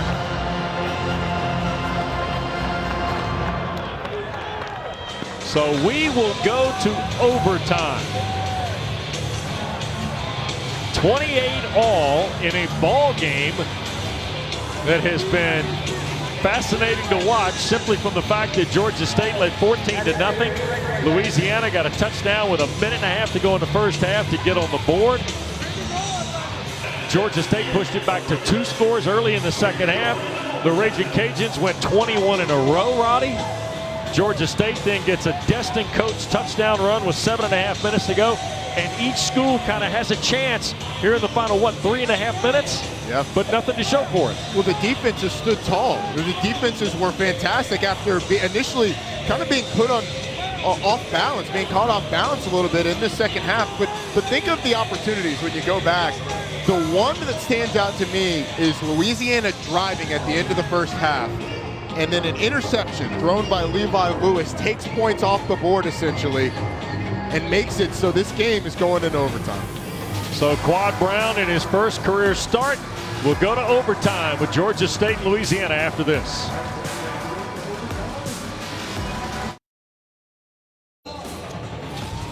Well, we go to overtime. First time Georgia State's been into overtime at Center Park Stadium in this facility's history. Coin toss, of course. Offense, defense into the field. Each team gets 1 possession from the other school's 25 or at that end of the field through the first 4. And then you must go for the 2 after touchdowns, starting with the 3rd overtime. Alternating 2-point conversions replace offensive possessions, starting with the 5th overtime. That was the alteration of the rules a couple of years ago. And we'll get 2-minute rest periods after the 2nd and 4th overtimes. And games can end on defensive scores. Saw that last year. The Wake Forest-Syracuse game. Yes, we did. Louisiana won the coin toss and elected to play defense. Georgia State will be on offense first. So we will operate at the north end of Pete Petit Field at Center Park Stadium. Question to me in this overtime, Wes, is going to be which defensive line comes to play. Right. Because coming into this game, with the proficiency of these two teams in running the ball over their history, and especially last year, each of these teams is going to try and come out and establish the run. And on the drives that have been good, defensive lines have been good. That's on right. the drives that have not, defensive lines have not, because the pass game has really been hit or miss for both teams. And it looked like Brown, who kind of lost the target line here in the second half, got it back at times in the fourth quarter. They really did a nice job of working him back in through the quarterback run game, through getting him outside the pocket.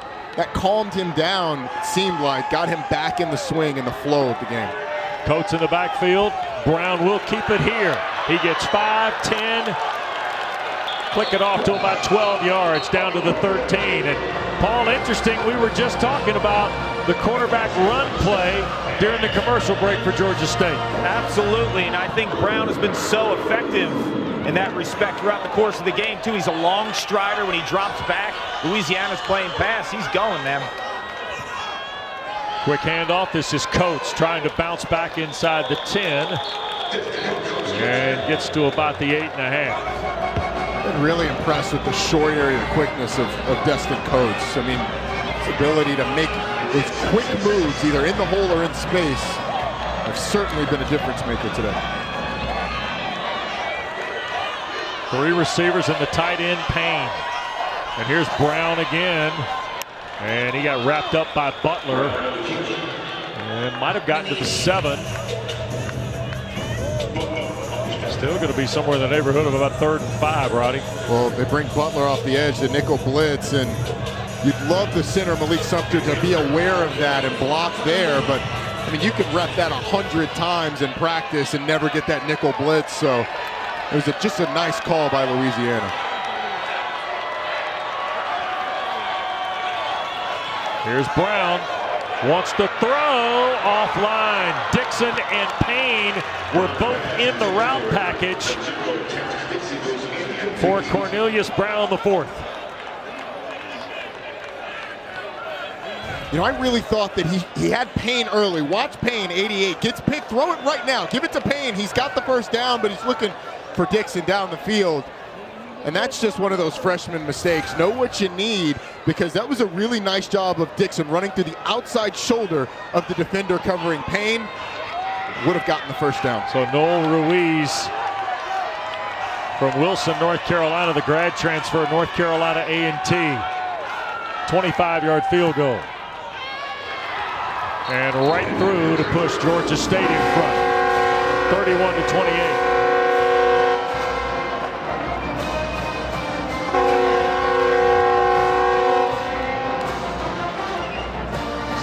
So now Louisiana knows what it needs, Wes.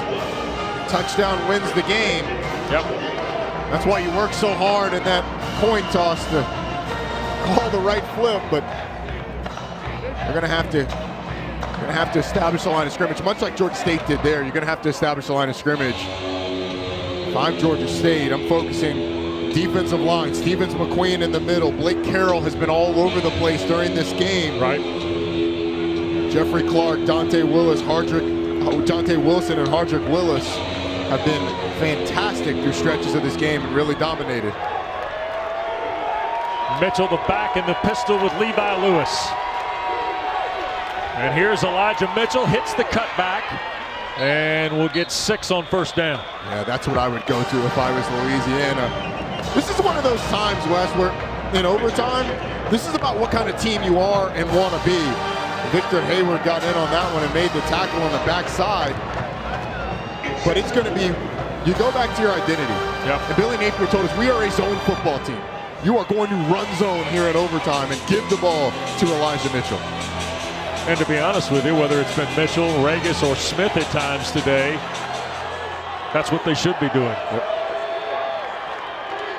Second down 4. Mitchell tries the left side, hits the cutback again, and will be close to a first down at the 15. Louisiana's kicking struggles have been well documented through the first 2 ball games. Last week, 1 for 3 was Nate Snyder. He missed early today in the ball game from 47. Saw in that last run the really nice moves by Elijah Mitchell, just to feel the pockets of space to run in. I'm impressed with the 5'11", 218-pound senior. And the whistle blows as Mitchell takes off. The whistle was blown. Certainly was. Yep. Those electric whistles can be tough to hear. Georgia State called their only timeout. So the Mitchell touchdown will come back.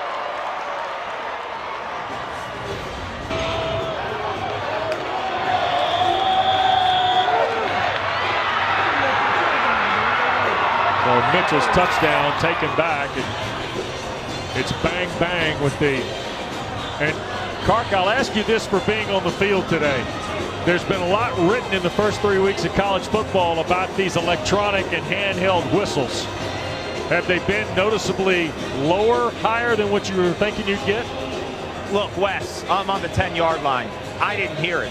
Now, a lot of these stadiums will be empty throughout the course of the college football season. We have some fans here. We have some friends and family, and I'll tell you what, they brought their A game. They're loud. The acoustics in the stadium are loud. The band is loud. I couldn't hear that whistle. The other part of it is usually when you get those whistles, you get these short bursts. You get the beep, beep, beep, beep, beep, beep, beep, beep, which catches your attention. With the electronic whistles, you're not getting that. It's just a long, drawn-out electronic whistle that is not as loud as the traditional ones. But I think it was the reason Georgia State calls that is Louisiana jumped into a little bit of a funky formation. Here's Mitchell. And flipped over after about 2 or 3 to the 12-yard line, striking the boundary backer, the redshirt junior from down at Camden County, Georgia. This is a little bit of a cat and mouse game, but with Louisiana consistently going to the run, Georgia State's going to have to slant, send some pressure, get one of those run blitzes to try and create a negative play here, because 3 yards a pop, and Louisiana is going to continue to run the football in this overtime. Mitchell stays in the ball game with Lewis. Second down.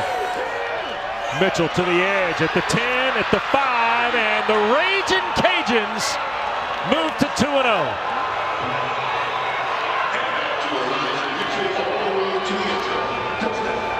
Elijah Mitchell and Louisiana, after the win at Iowa State, need overtime today in Atlanta to beat Georgia State. I think it was an excellent gutsy performance by Louisiana. They were kind of caught on the back foot early in this game, but it was this guy, Elijah Mitchell, in the second half. And this offensive line, you have to give them a lot of credit. This is just an outside zone play. Maybe a little bit of a tug on the outside, but ultimately you get a hat on the hat. Elijah Mitchell gets the corner. You get the touchdown in overtime, and a huge response win by Louisiana. You bet. Billy Napier's team goes to 2-0. They were ranked for the first time in almost 77 years after the win at Ames, Iowa. They need overtime today in a gutty Sun Belt opener for the Ragin' Cajuns and for Georgia State. For Roddy Jones, Paul Carcaterra, our director Adam Coppinger, our director Greg Ambrose, Wes Durham. Louisiana winner. Off to San Antonio we go.